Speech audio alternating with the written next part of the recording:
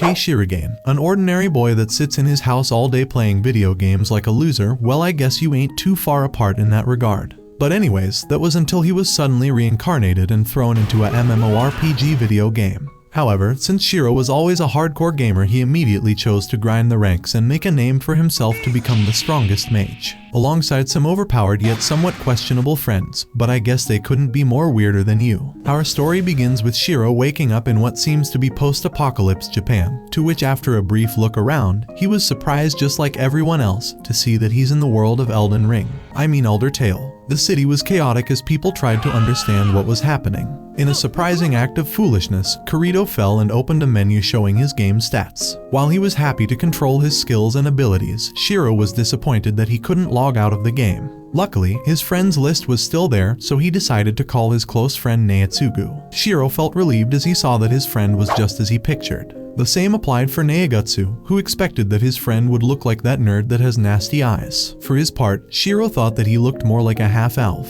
But aside from that, they agreed that they seemed to be stuck in the world of Elden Ring. For starters, the two began to check their surroundings and concluded that everything around them feels very real. As such, their ultimate goal would be to figure out a way to get out of this game and become actual humans with real jobs, and their first step into this goal would be to gather even more informations. As they kept on checking their surroundings, Shiroe refused to leave the Zone Zero, preferring to further investigate places that have people in it. Obviously, he came across some people that are still oblivious to what exactly happened. On the other hand, Shiroe was oblivious to the fact that he's being watched from afar. As for Negatsu, he couldn't help but mention how great it felt to log in the game, since it's his only escape from his job that got no hot chicks.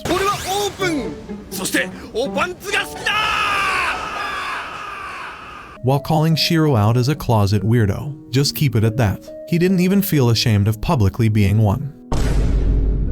Although he was annoyed, Shiroe didn't feel like doing anything about that. After all, the two of them noticed that an enemy was approaching them. When Shiroe took a closer look, he figured that the person that was provoking them was a friend of his, and he's called Akatsuki, which was a former party member of his. Once they met, Negatsu couldn't resist by expressing that he's a pervert.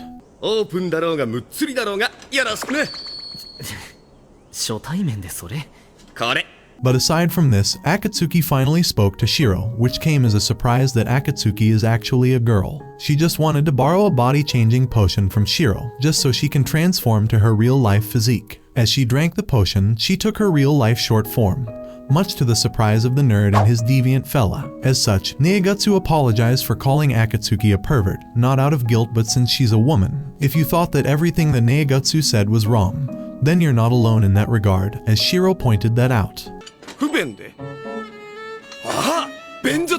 To the surprise of absolutely nobody, Akatsuki ended up kicking Negatsu in the face, since she didn't appreciate him nor his perverted nature, as well as getting angry for having him calling her a shrimp afterward. Akatsuki felt she couldn't remain in Shiroe's debt for the potion help, but Shiroe brushed it off as nothing. Negatsu, trying to support Shiroe, got kicked once more before Akatsuki could make her point. On a more strategic note, Negatsu suggested they team up. Akatsuki was initially against it, but Shiroe's persistence won her over, leading her to agree to serve Shiroe as her lord, though he was humble about it. Thus, the adventure of this trio began. On the next day, they noticed how hungry they were, so they decided to get some food. To their utter disappointment, the food they got were as tasteless as your average British cuisine.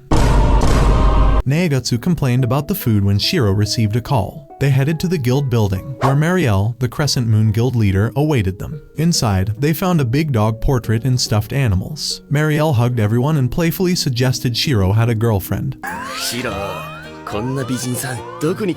startling even Negatsu with her enthusiasm. It was only thanks to Henrietta that Marielle stopped. Just as she was about to share the important developments she got since they got locked inside the game, Henrietta turned into Marielle V20 when she saw Akatsuki.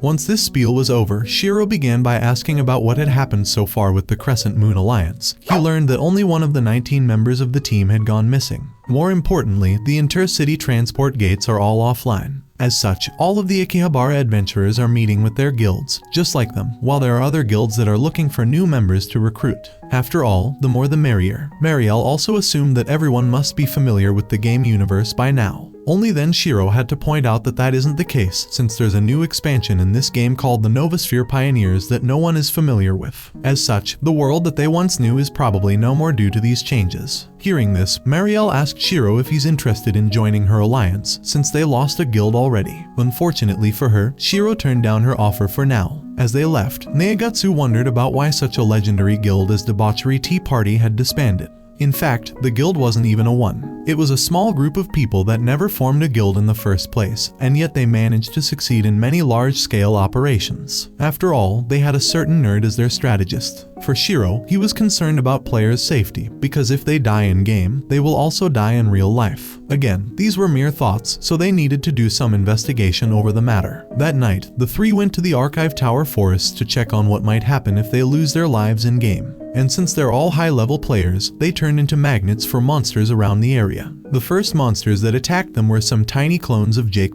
Neigatsu struggled to check his settings while under attack, and Shiroe was surprised by a monster from behind. Just in time, Akatsuki saved Shiroe, allowing him to regain control. He then ordered Neigatsu to use his body to repel Jake Paul's attacks, which ultimately helped take down the weasels with one strike. This was an ominous reminder of what was to come. After all, around 30,000 Japanese players got stuck in this game, as well as hundreds of thousands of others from the rest of the world. As such, the day where everyone got caught became known more as the Apocalypse, just as Shiroe and his fellas managed to finish off their opponents with relative ease. Things weren't looking too good for Marielle and her guild, since she lost all contacts with a teammate of hers called Sarara. The next morning, people were relieved to learn that a person can still resurrect from the dead, which was good news for everyone stuck there. Later that day, the trio were busy taking down a monster, which made them realize that they're very familiar with how their bodies move. They still need to figure out how to master it. After all, Shiroe isn't even sure if practicing will be as effective as it is in real life. Just as he was lost in thoughts, Shiroe got called by Akatsuki as my lord, as if she was some sort of a servant of his, much to Shiroe's annoyance. One thing led to the other, and Neigatsu found himself cheesing Shiroe for trying to get Akatsuki to be more casual around him. In fact, Akatsuki wanted to get permission from Shiroe to reconnoiter their way home, as a way to practice her dark vision skill, and she figured that this forest is perfect to practice her skill. Hearing this, Shiroe agreed to let her do as she pleased, pointing out that they'll meet by the southern gate. Shiroe was also impressed to learn that Akatsuki is a tracker on top of being an assassin. But aside from that, Neigatsu was concerned about the safety of the town as well, since its security is deteriorating lately. Shiroe was aware that while the rush to buy guild halls had calmed, larger guilds were claiming influence over smaller ones, which was increasingly concerning for the Crescent Moon Party. Previously, game developers had punished players who fought in town with royal guards, but that security had disappeared, leading to a rise in player killers, especially outside town. After updating Shiroe on the situation, Marielle and Henrietta began to play with Neigatsu and Akatsuki respectively. Back to reality, Shiroe couldn't stop thinking of the city's safety as he remained unaware that he's being followed. Neigatsu noticed how uneasy Shiroe was, so he tried to get him to chill for a moment. By then, they arrived at the southern gate and found that Akatsuki was already waiting for them.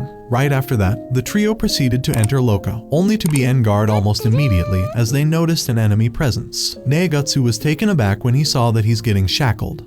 But thankfully for him, Shiroe was there for the rescue. Shiroe figured out that their opponents were 5-player killers, Rikapin, Stroganoff, Mode, Smash, and Katsuamaru. As such, he ordered Neigatsu to take a straight line formation. Even though the PKs tried to discourage the trio, Shiroe stayed focused because he had many strategies ready. He smartly directed Neigatsu on who to target while easily handling the attacks coming at him. When their attempts to attack Shiroe failed, the PKs changed their strategy and sent different members to attack him. However, they did not realize Neigatsu's full strength as a guardian.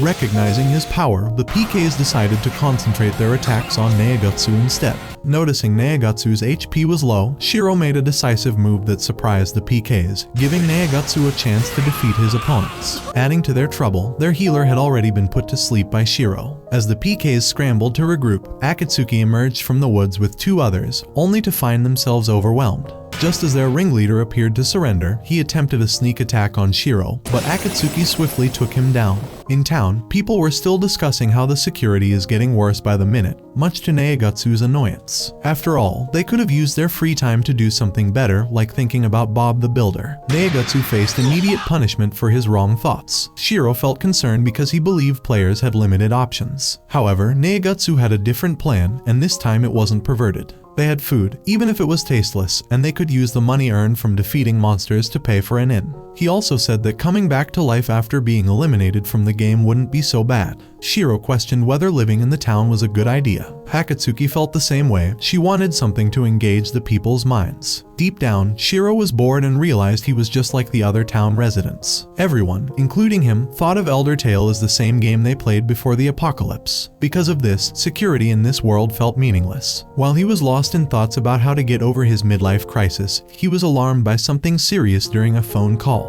The Crescent Moon Party is relocating to Tsuziniko because one of their members, Sarara, went missing there. With the portals down, Akatsuki suggested using fairy rings, but they are concerned about their inability to check online schedules or walkthroughs, which makes their search for Sarara more perilous. As for Shiroe, he was more curious about why they decided to send a rescue team now rather than earlier.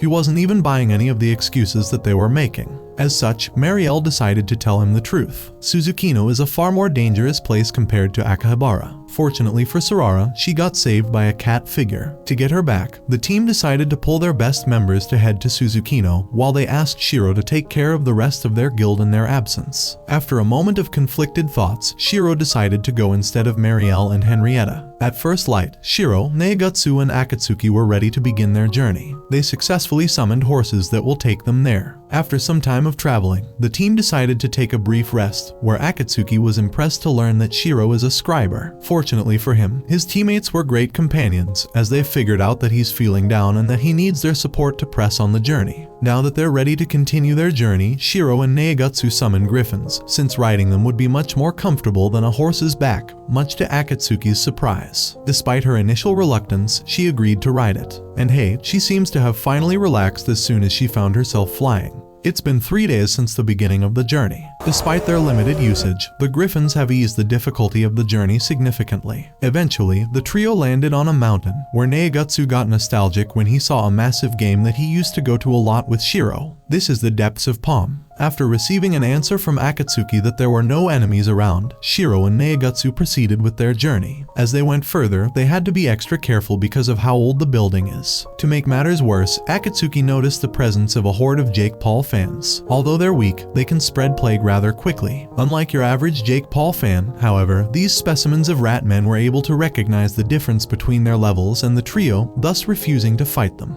Although they were lucky to not get attacked by the first horde of ratmen, they encountered another horde that blocked their path. As such, Shiroe and the others decided to take a different and yet safer route. As they were resting, Akatsuki came back to report what she discovered, albeit she was annoyed by how formal Shiroe was towards her.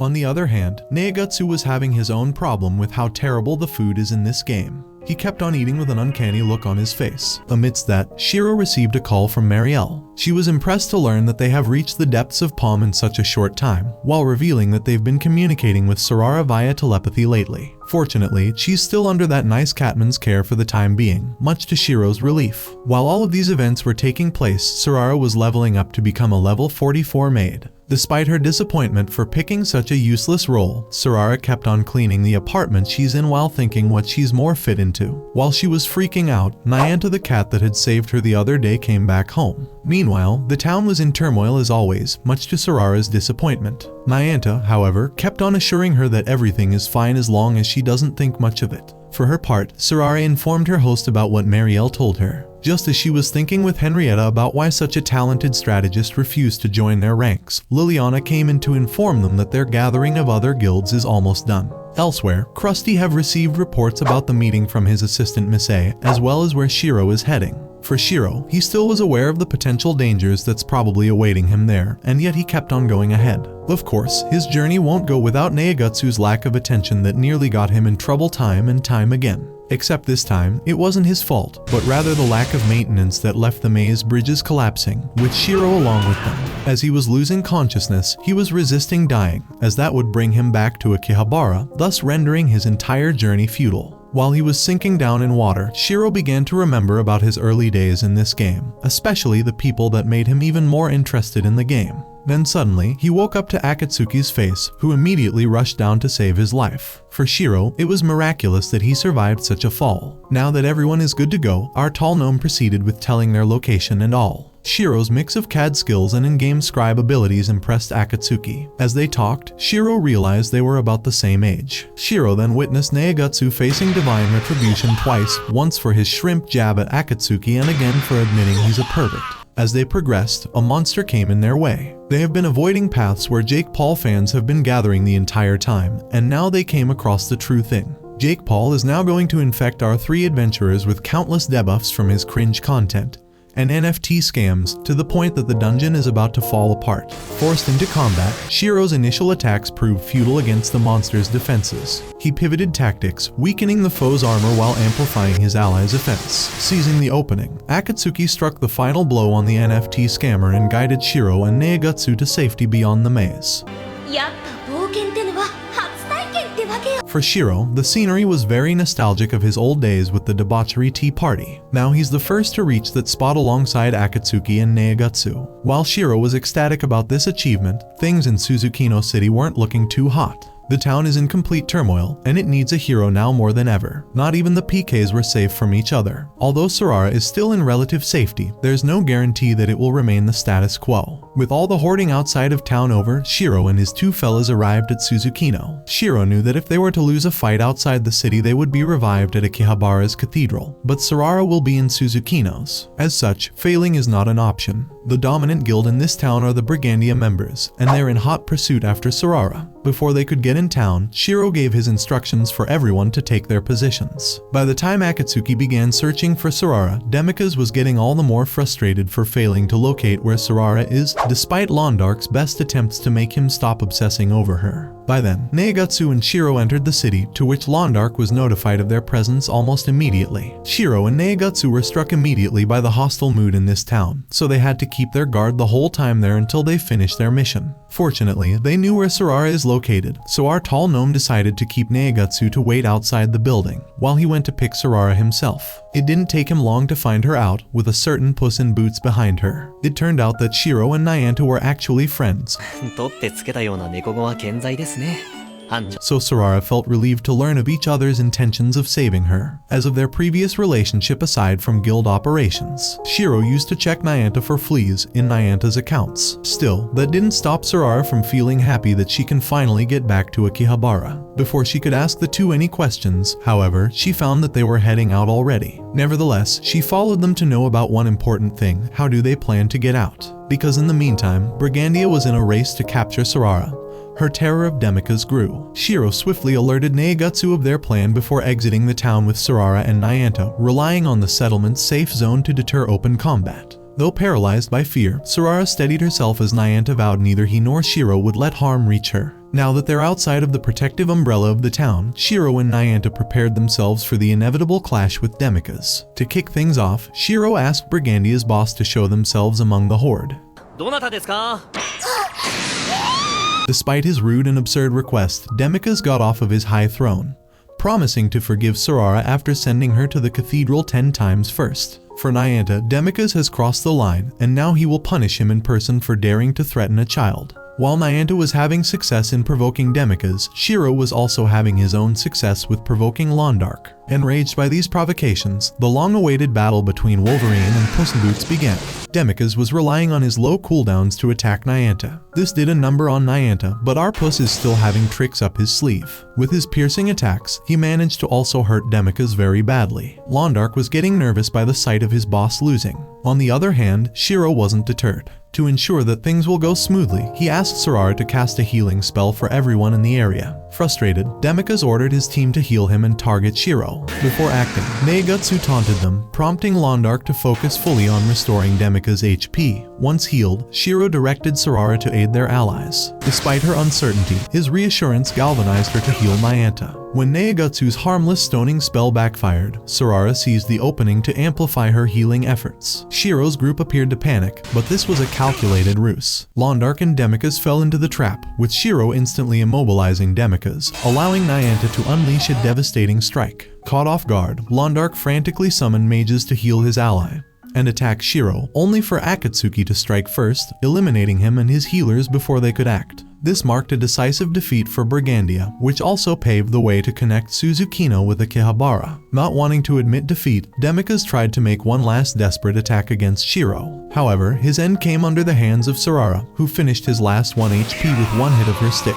And with that out of the way, Shiroe and the others have gone back home. Anyway, with our little maiden finally free, Marielle was overjoyed as well as everyone else. Heck, even Sarara couldn't believe that she's finally free. Amidst this emotional moment, Akatsuki's stomach found no better time to have an emotional breakdown that got noticed instantly by Neagatsu. Although she was annoyed by that, she realized that everyone was also hungry. Since it's late to keep on traveling for today, the travelers decided to make camp. Although they've known each other for years, Neagatsu was surprised to see that Shiroe is into camping. Meanwhile, Nayanta and Sarara ran across a deer as they were picking sticks to make fire for camp. That night, Neagatsu couldn't help but bring up the point that they would have logged out and called it a day if this were a normal day in this game. To make things all the more depressing for our big guy, he remembered that food in this world is tasteless. That was the case when suddenly the smell of cooked meat had spreaded over the area. But what could it be? Remember the deer that Puss came across earlier? Yeah, he's cooking it for himself and Sarara. Neagatsu thought that it'll be as tasteless as the food he was eating earlier, except that it was really tasty that it made our Garen wannabe into a delighted big boy. Heck, even Akatsuki and Shiroe were eating like there's no tomorrow. It took them aback how good Nyanta's cooking is. The secret to Nyanta's delicious food is that he cooks it himself rather than using game settings. Why that didn't work for them, it's just a skill issue, literally. Making tasty food requires the skills of a chef in game, which is Nyanta's subclass. After a brief run of self-introductions by everyone, which included Neagatsu's back getting kicked by Akatsuki, they began to talk about how they have been playing together as part of the debauchery tea party, which was more of a hangout than an actual party. Amidst this conversation, Akatsuki couldn't help but call out Shiroe for making a lie earlier about Neagatsu being a part of this legendary hangout. The next morning, the adventurers picked their griffins and kept on going to Akihabara. This time, they were lucky enough to have Nyanta on their side to enjoy tasty food on their journey. Sarara in particular remained mesmerized by how handsome Nyanta is. Shiroe and Neagatsu were definitely aware of that, concluding that Sarara is actually a middle-aged woman in real life, much to Akatsuki's annoyance. On the other hand, Akatsuki also couldn't help but tell Shiroe that he's a talented individual, even though he's not a swordsman like Nyanta. While Sarara slept, Shiroe examined his map and wondered about her age. Before Neagatsu could finish answering, he was interrupted by a one-punch girl. This led Shiroe to reminisce about two young players, Minori and Toya, who used to join him on adventures. Despite his dislike for specific requests, he appreciated their eagerness to learn and even dropped his level to keep up with them. Sadly, he lost track of them after the apocalypse. Of course, this conversation wouldn't go without Neagatsu asking about Minori,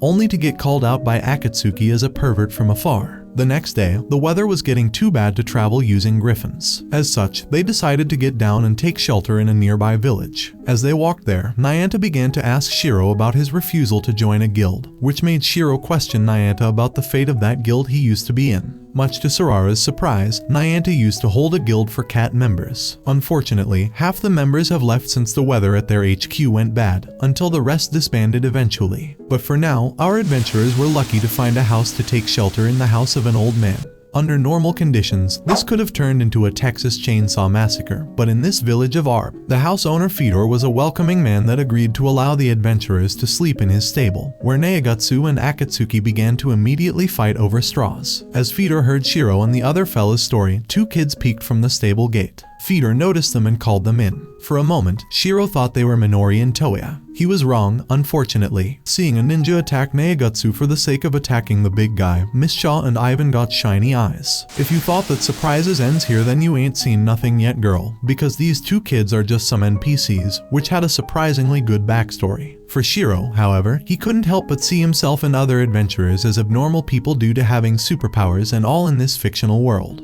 He really is a nerd after all. Raising his glasses says it all for crying out loud. Anyways, keeping his own painful backstory of how he became a leftist that cares about NPCs' lives aside, Sarara came back with Nyanta, carrying with them lots of veggies, sausages, breadsticks, and even butter and salt to make some cookies, which Fedor and the little kids found them to be incredibly tasty. While the adventurers relaxed in their shelter, others plotted in the heavy rain of Akihabara. Among them, familiar faces Minori and Toya were resentful toward their leader, whose high level attracted dangerous enemies, resulting in the deaths of 2 comrades and casualties among low-level players. Once they got to Akihabara, the kids couldn't even get the chance to eat properly before getting handed some potions to drink. The next morning, the storm was gone, so the masked figure took the kids outside to proceed with their plans. Just as everyone was about to take their leave, Toya noticed a familiar figure, although he couldn't get the opportunity to get closer to him. His guess would prove to be right. Shiroe is finally back, and he still has yet to learn of his presence. Seeing that Sarara is finally back, Crescent Moon Party members threw in a welcome back party for her, where everyone seemed to be enjoying themselves at it. Nyanta was also enjoying himself to the fullest too, by pretending to be Gordon Ramsay in the nicest way possible. The results were astounding to say the least, and it shows through the happy reaction of everyone at the party. As part of the fun, Neigatsu began giving advice to Shoryu about what's important in this game and all, which is underwear, much to Shoryu's shock.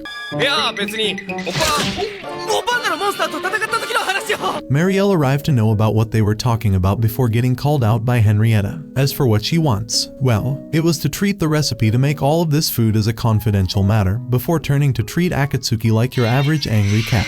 If that wasn't annoying enough for Akatsuki, she became outright terrified for being presented to wear some fancy schmancy dresses, believing that she can't afford to wear such a thing in front of her lord. After the party, Shiroe and Marielle cleaned the ballroom and enjoyed tea. Marielle noted that while the town was safer with fewer PK attacks, the increasing rank drop among players created tension, as stronger guilds monopolized resources and hunting spots, leading to conflicts. The Crescent Moon Party struggled amid this turmoil due to the lack of regulations. The Black Sword Knights and Silver Sword guilds are now targeting level 91 players, following the new expansion that raised the level cap to 100. Their leader, Isaac, permits only players level 85 or higher to join, prioritizing skill over numbers. He uses experience potions to maintain an edge, even providing them to players below level 30 to help them level up quickly and enjoy the game. As well as Black Sword Guild, Hamelin Guild have also taken a similar path in recruiting new players, just so they can exploit them and sell their exp to large guilds like Black Sword Knights. Hearing this, Shiroe was horrified by how things are taking a terrible turn in the game, and how it's threatening to leave players' safety and experience in turmoil. As he was thinking of what to do, he began to see the illusion of a bright and shiny Akatsuki-looking like girl that tells him to solve the issue himself. Shiroe was reluctant at first, since he had no guild to speak of, and yet he also thought that that's just an excuse he's making to avoid his problems. At the Hamelin Guild, Toya struggled to sleep while other children remained hopeful. One girl, whom Toya had helped earlier, insisted that he and Minori would make a great party, reminding Minori of past events. As for me, while the kids struggled to sleep, Shiroe contemplated his choice to be a veteran in the game. Puss in Boots appeared and sensed Shiroe's concerns about joining guilds. While Nyanta acknowledged the guild system's flaws, he emphasized that it's up to the members to keep it strong.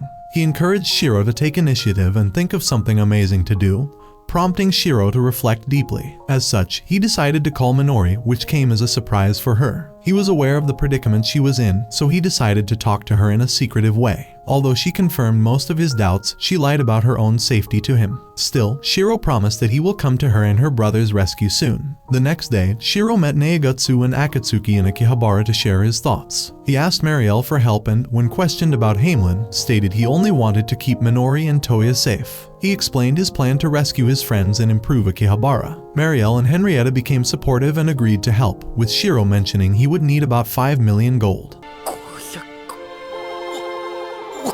This amount would be absurd, but Shiroe made it clear that he would rely more on the hopes and faith of the guild more than money even. Therefore, he insisted that he get their help for himself and his guild. This claim took Marielle by surprise, as she didn't expect Shiroe to join a guild, let alone create a one. As for the name of the guild, it's Log Horizon. Outside the guild's build, Neigatsu was stuck with Shoryu and Heen in a tough spot. They were all surrounded by a bunch of vegan activists. Eat your vegetables! They were thinking of hunting them to make a feast for tonight, but now they're surrounded by them. Still, that didn't stop them from changing plans and overrunning the activists that easily. As for the rest of the girls in Crescent Moon Party, girls were enjoying their times, as they kept on trying to get them drips with that maid outfit. In the kitchen, Nyanta was enjoying role-playing as the nice Gordon Ramsay as always, while Sarara kept on watching him from behind a barrel with shiny eyes. Not everyone was doing well though, since Marielle seemed like a decaying corpse on her table, after getting way too exhausted from overworking herself for the past 3 days. To make matters worse for her, Henrietta brought up even more paperwork for her to do. Frustrated by this turn of events, Marielle began to call Henrietta by her true name over and over, until Shiroe arrived with even more work for Marielle to do on top of what she just got. Henrietta was impressed by Shiroe's speed in completing tasks. She remarked that her bureaucratic skills were limited compared to a German officer named Marielle. However, Shiroe claimed that Marielle could finish all the paperwork in a day. Unfortunately for Henrietta, there's no Akatsuki for her to cuddle to ease some work pressure off herself. Oh, speaking of Akatsuki, she's been watching over the shady business of Hamelin from the shadows. Once they were done, Neagatsu, Heen and Shoryu brought the vegan activists to prison cells, much to Marielle and Henrietta's surprise. Seeing how Marielle was clinging onto Neagatsu, Heen thought that it's about bloody time he teased Shoryu, which turned into a heated argument instantly, before Shoryu leaving to grab some stuff he didn't even know what it is for Marielle just because she needed it. That night, Marielle finished the overwhelming paperwork and held a grudge against people with glasses.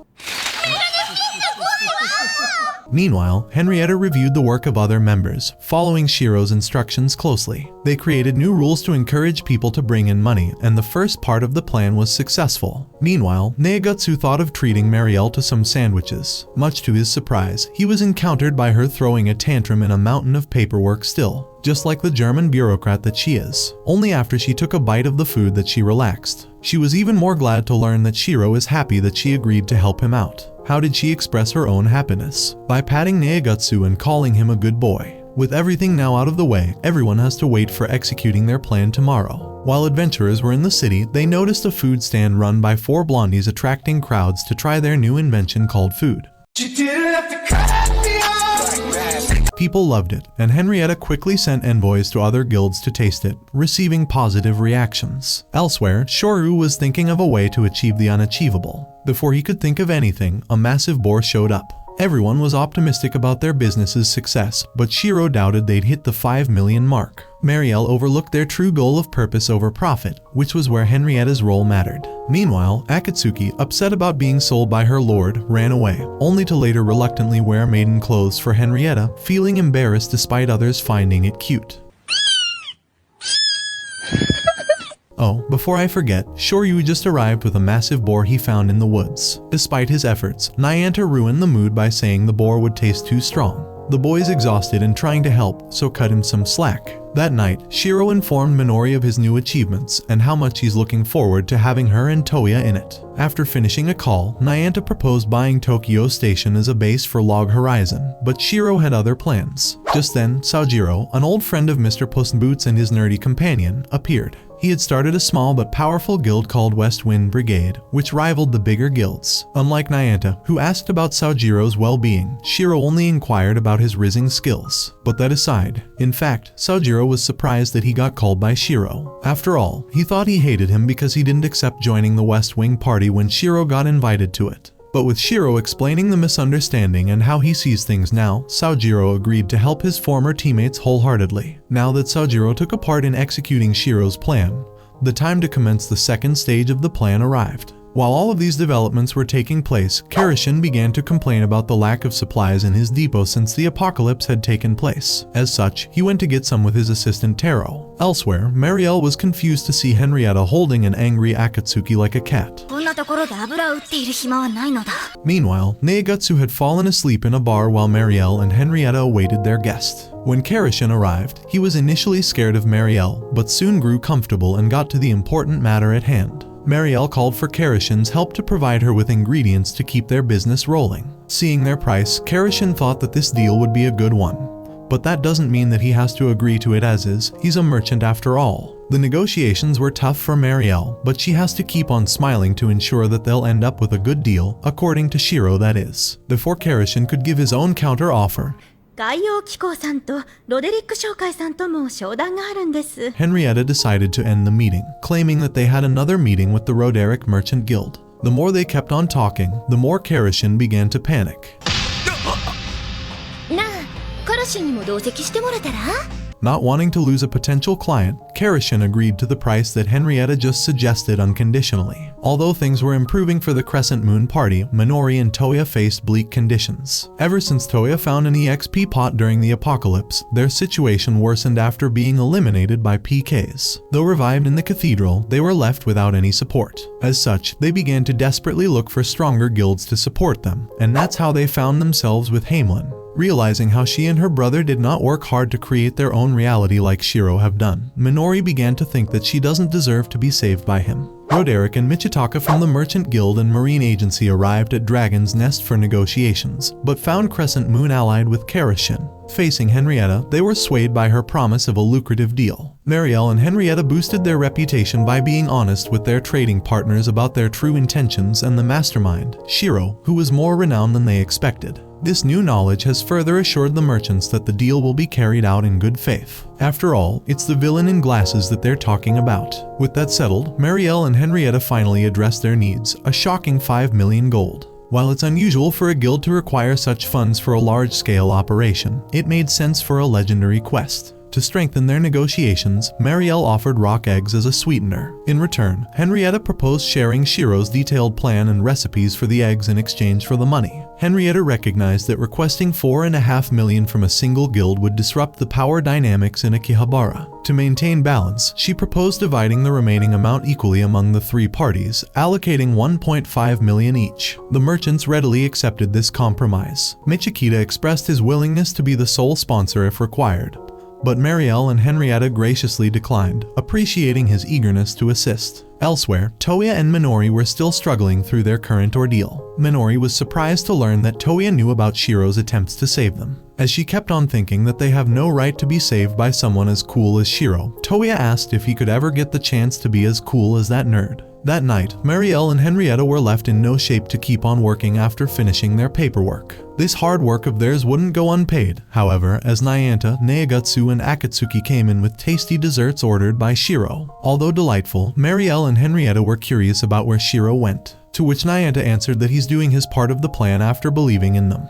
Elsewhere, Isaac got informed of the new developments in Akihabara. He was bothered about the establishment of Log Horizon. On the other hand, Krusty has decided to cancel a raid he was planning to attend a conference that Shiroe is holding, while Minori has learned from Shiroe that he's going to save them tomorrow. Her mind is now made up. Minori decided to have faith in the Shiroe that her brother is looking up to. For Shiroe, he now crossed the Rubicon, and failing is not an option. On the promised day, Silver Sword Guild under William Massachusetts were the first of the major guilds to attend the conference. The invitation included many others, such as Saojiro from West Wind Brigade, Isaac from the Black Sword Knights, and Krusty from the 15-0 Guild, and many more guilds, such as the Marine Agency, Roderick Merchants, and Shopping Street 8, Crescent Moon, and of course, Log Horizon. Shiroe began this conference by introducing himself as the Log Horizon leader, which was met initially by an unfriendly response from Isaac and William, who jumped immediately to the heart of the matter about why they are here. Shiroe then proceeded to explain about the obviously horrendous state of Akihabara since the apocalypse occurred, and his aim to prevent it from getting any worse. Right off the bat, William stood against the idea, while Krusty thought that it'd be similar to the previously failed attempt to form a coalition of smaller guilds, which it is. Akina then proceeded to explain that the previous negotiations came to a halt because of the many problems that the plan was riddled with, due to each of the factions preferring to protect their own interests according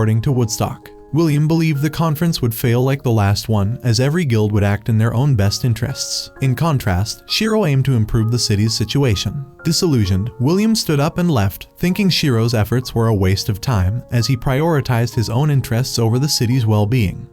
時間の無駄だとは思うがな。 Seeing this meeting taking place, Sorara began to wonder why Neagatsu, Akatsuki, and Shoryu weren't present. Meanwhile, Minori began to spread word among other kids in the guild that Shiroe is on his way to save them. Indeed, the three missing people from the Round Table Conference are in fact on their way to save the siblings. While Hamelin Guild leadership, just like most of the attendees of the conference, remained oblivious to what Shiroe was scheming. Shiroe kept on insisting that he wants nothing more than saving the peace of the city, as well as wanting everyone to address the different problems they see in it. Krusty questioned Shiroe's choice of attendees for the meeting. Shiroe invited Isaac, Krusty, Honesty, and Saojiro as they lead the largest guilds. William was also invited but chose not to attend. He selected Rodoric, Michitaka, and Kerishin for the crafting guilds in Mariel, Woodstock, and Akenya for the smaller guilds, representing nearly 6,000 players in Akihabara. However, over 9,000 players are in smaller guilds or none at all. Shiroe noted that he is acting as the organizer since Log Horizon is not officially recognized. Still, Isaac was of the same opinion as William earlier, as he didn't even get what Shiroe had meant by the city being unsafe. Aware of Isaac's connection to Hamelin, Shiroe addressed the issue indirectly, which got everyone to recognize that it is indeed there. Isaac, realizing that Shiroe is pressing the screws on him, pointed out what the exact issue is. Simultaneously, Hamelin members began to address the children there to prepare themselves to go to the Gulag, reminding them that they have to reach their quotas. What they didn't know of was that Toya was on call with Shiroe this entire time.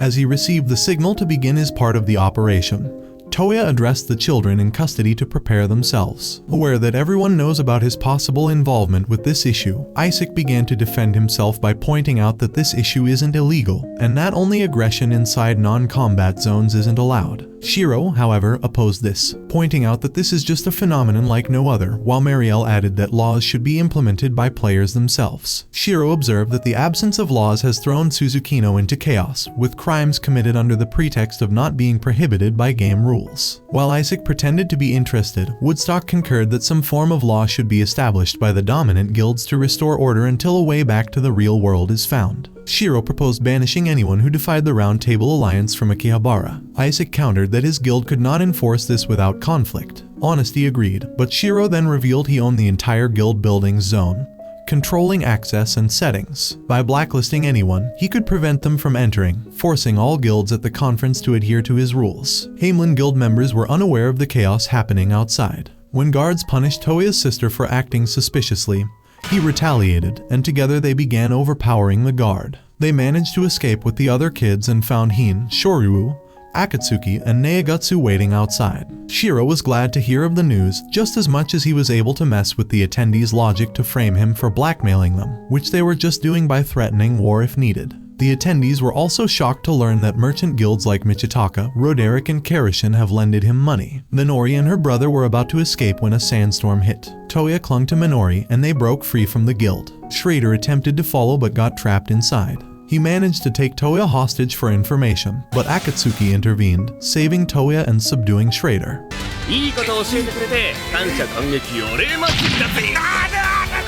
Afterward, Schrader was identified and banished from Akihabara under Neagatsu's custody. With Hamelin's issue finally solved, the siblings saved and Shiroe finally consolidating his powers. The latter stated that he only seeks restoring people's lives to normal in this game, while creating a law that would bind the people of this town if anything. Although everyone seemed to agree with Shiroe in that regard, Isaac was the only one to stand against it, as he tried to understand what Log Horizon is thinking of. 1 week later, Mariel was enjoying herself,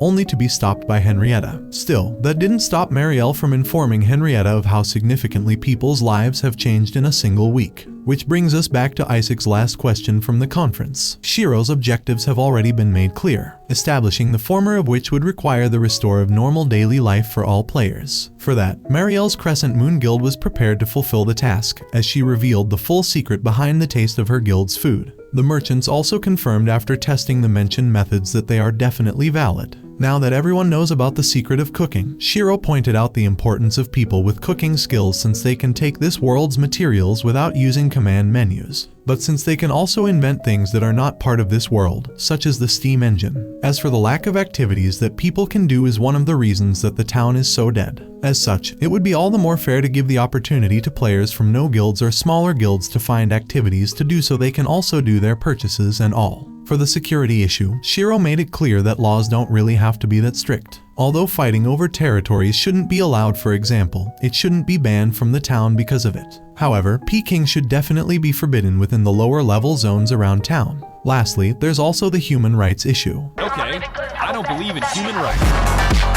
Since death isn't absolute, offenses like kidnapping and exploiting players should be treated more seriously than in real life. Punishments for violations against NPCs should also be enforced, as laws protecting all individuals, including NPCs, are necessary in this changed gaming environment. Isaac protested against this, but Marielle supported Shiroe since even NPCs come to their guilds to get food and all. And because other NPCs are in administrative positions and all, players can't risk to harm their relationship with them beyond repair. After giving it some thought, Krusty decided to be the first to agree to the establishment of this conference, followed up by Saojiro. Not wanting to split Akihabara with others, Isaac agreed, as well as Honesty, and then everyone else. After the conference, results were shared publicly, and a large feast was held for everyone. However, Hamelin members were confined to their guild until they figured out how to return home. Some chose to end their lives to respawn at the cathedral, losing their right to the guild building, while the kidnapped children joined Crescent Moon. Marielle and Henrietta were amazed that Shiroe could take down an entire guild so easily. Meanwhile, Shiroe was busy organizing his guild's building with Naigatsu, Akatsuki, and Nyanta. During this, he noticed something unusual. There were infiltrators from the people of the land in town. Krusty was aware of the danger that they may impose, but at the same time, it's up for the Ground Table Council to decide on declaring war on them or not. But what would Shiroe do if those people were to attack first? Before he could get to answer that, Marielle came into his guild building, as she was impressed with how big it is. I mean the place. Of course, Henrietta also came in for her beloved kitten, bringing her a kimono this time. Marielle also came in with lots of fresh food and desserts for them, before beginning to cuddle with Naigatsu. Or rather his armor. It didn't take long for Saojiro and Nazuna to arrive at the building, where they gifted Nyanta some brewmaster and cherry sake, before expressing how impressed they are by the building that Shiroe has picked. Once welcoming was over, Shiroe addressed a new issue that he discovered, that there isn't a specific way to make pricing in this world, which got Naigatsu to mention that Isaac was also here beforehand to, you guessed it, express how impressed he is by the place, before getting his teammates to literally soak everything in water and leave. What a bully. Once everyone had left the building that evening just like your annoying guests, Shiroe was relieved to learn that both Minori and Toya are doing well in Marielle and Henrietta's care. Now with everyone outside, it's time for Nyanta and the others to make some curry. While Naigatsu was thinking of the best between curry and mountains, he got kneed by Akatsuki. While seeing this silly argument taking place, Shiroe began to feel encouraged about his decision of starting this guild. And here I thought he might be regretting his life choices. But I digress. Outside the guild building, there were 3 ninjas trying to recruit new members for their guild, before seeing Code pulling an Uno reverse and inviting them to his own guild. Hearing that Code is level 20, they instantly rejected him. But let's check on Shiroe for a moment once again, where he was surprised to see Nyanta coming back with 2 kids instead of a curry. And oh boy, they're Minori and Toya, who came in specifically to join Log Horizon since Crescent Moon is moving elsewhere, and since they didn't join it to begin with due to their attachment to this nerd. Seeing how determined they are, Shiroe agreed to having them. They also joined around the right time, since Nyanta just finished making curry for everyone. Elsewhere, at the League of Free Downtown's Eastal, Lord Sergiat received infos about the aftermath of the Round Table Conference, when suddenly his daughter Lenisha came to talk to him. On one foggy day, an old man and his son were hunting inside the mountains when they noticed a storm heading to the town. Inside the city, people were enjoying their new carefree life. Nyanta was enjoying himself in this optimistic mood. Outside of it, Toya was fighting some monsters eagerly, although he was struggling when they began to gather against him. But with Minori and Akatsuki's help, the threat got eliminated. Toya sat next to Naigatsu, complaining about his fighting style, and Naigatsu eagerly offered help, despite his usual punishment from Akatsuki. Minori, on the other hand, felt no need for guidance in Shrine Priest techniques since Shiroe had left her a notebook with all the information she needed. Shiroe was so engrossed in his work that he forgot what the sun looked like. Despite Nyanta's attempts to get him to take a break, he continued focusing on creating new spells as a scribe. To expand his scribing skills, he sought help from Henrietta. When Shiroe arrived at the Crescent Moon Guild, he found Marielle throwing a tantrum about wanting to go outside and enjoy summer. Thanks to Henrietta, Marielle calmed down, but Sarara agreed that a break would be beneficial. Inspired, Shiroe came up with an idea. On that same day, townsfolk were surprised to see the Round Table sponsoring a training camp for players under level 40. Excited, Marielle decided to join for a vacation and happily clung to Shiroe and Naigatsu. Sarara was thrilled to learn that Nyanta would be a trainer for the event. Minori and Toya were also excited to take part in this camp to get better. Minori in particular was willing to join out of support for her brother,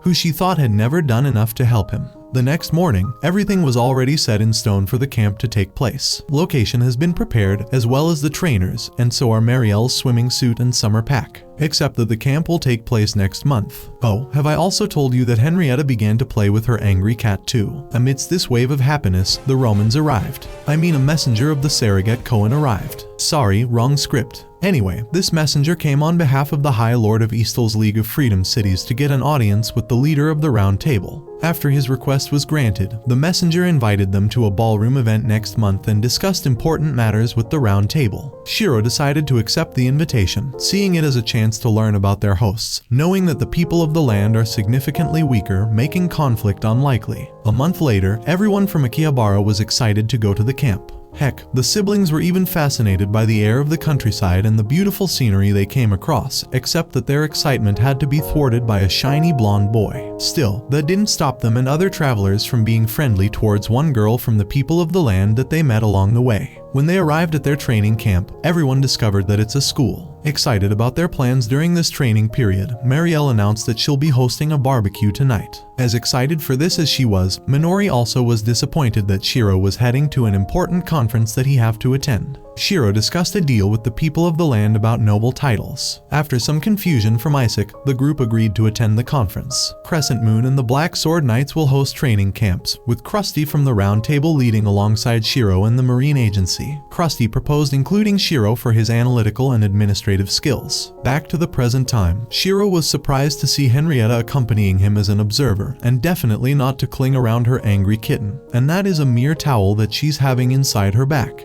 On a serious note, however, Shiroe expressed how curious he is in seeing how strong the people of the land have become since the apocalypse. Of course, there were exceptions of some royal guards and precursors, who are powerful to some degree. Shiroe and the others were also curious about where to respawn in case they got eliminated, thus turning their meeting into a Nat Geo Wild program to see how far the effects of the apocalypse have spreaded. Obviously, Marielle explained to Marielle what that nerd is planning on doing with his Nat Geo TV crew. Oh, she also couldn't help her urge to cuddle Minori. Now with all that out of the way, Marielle figured that it's time to take everyone to the beach to have fun. Code in particular was trying to spread his shiny vibe. Thankfully, Toya was sane enough that he got annoyed by him. Ironically, Code turned out to be allergic to water.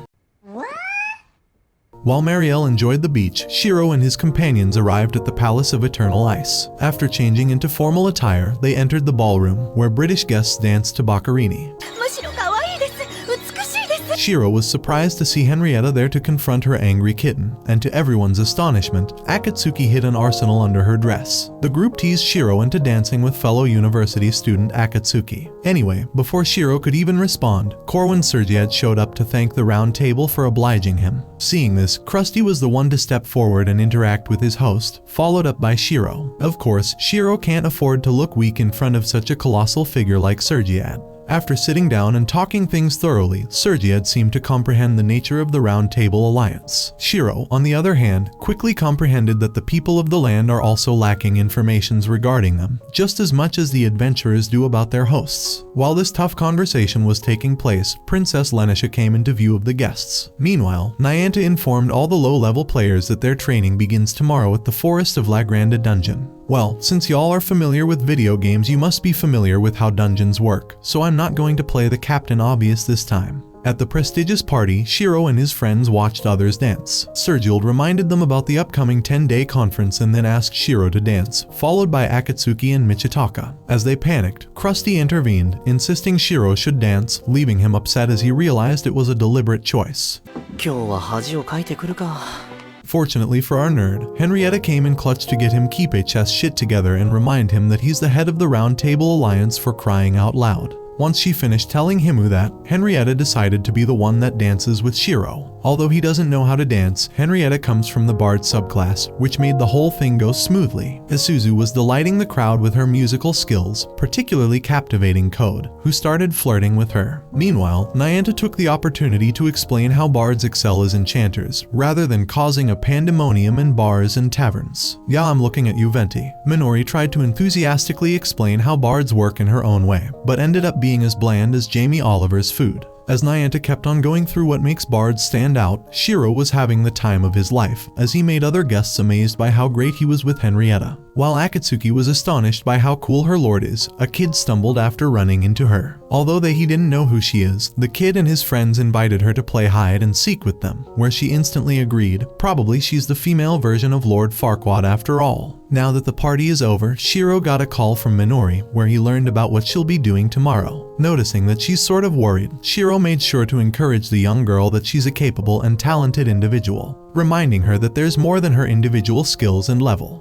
The next day, Krusty and the others were enjoying the food given to them, which made them realize how far their cooking method has spreaded. Although they were impressed by that, they realized that they have to make sure that changes that they'll be implementing won't be destructive to the indigenous population of this world. After the initial surprise, Krusty and Michitaka speculated about Shiroe's sleep after his workout, prompting Akatsuki to mock him for being petty, which frustrated Shiroe. Once tensions eased over a jar of jam, they recognized the need for a support squad for future events, especially with potential guests from the 25 noble families of Eastal's League, who have manpower similar to Akihabara. Shiroe believed that it's likely that every suspicion from the people of the land about the Round Table's ambitions has been clear. As such, their next step would be to try to win Akihabara over. The retainers continued discussing concerns about the strength of Akihabara's adventurers since the apocalypse. Their business relied on these adventurers for quests, but now that they've formed a round table, the people of the land's aristocracy fears for their interests, especially given the adventurers' advanced technology. Shiroe understood that the League would rely on them while maintaining strength. The round table faced challenges in managing agreements with the people of the land, complicating guild interactions. Krusty needed to set guidelines for these dealings, emphasizing the need to grasp the League's viewpoint. As a result, Shiroe requested Akatsuki, unaware of the discussions, to gather information on her hosts. Elsewhere, kids at the training camp were climbing a mountain, with Minori tightly clutching her notebook. Upon reaching the training ground, they met Nianta and Neigatsu, who warned them about the dungeon ahead and advised against pushing their limits. A support team would be on hand since they would also be camping outdoors. The trainees were obliged to also divide themselves into two teams, the beginner of which had Toya, Sarara, Isuzu, Minori, and lastly, Code, who immediately got himself in a squabble with Toya after making fun of his sister, before getting to agree that their hot blood and fire will overcome any difficulty.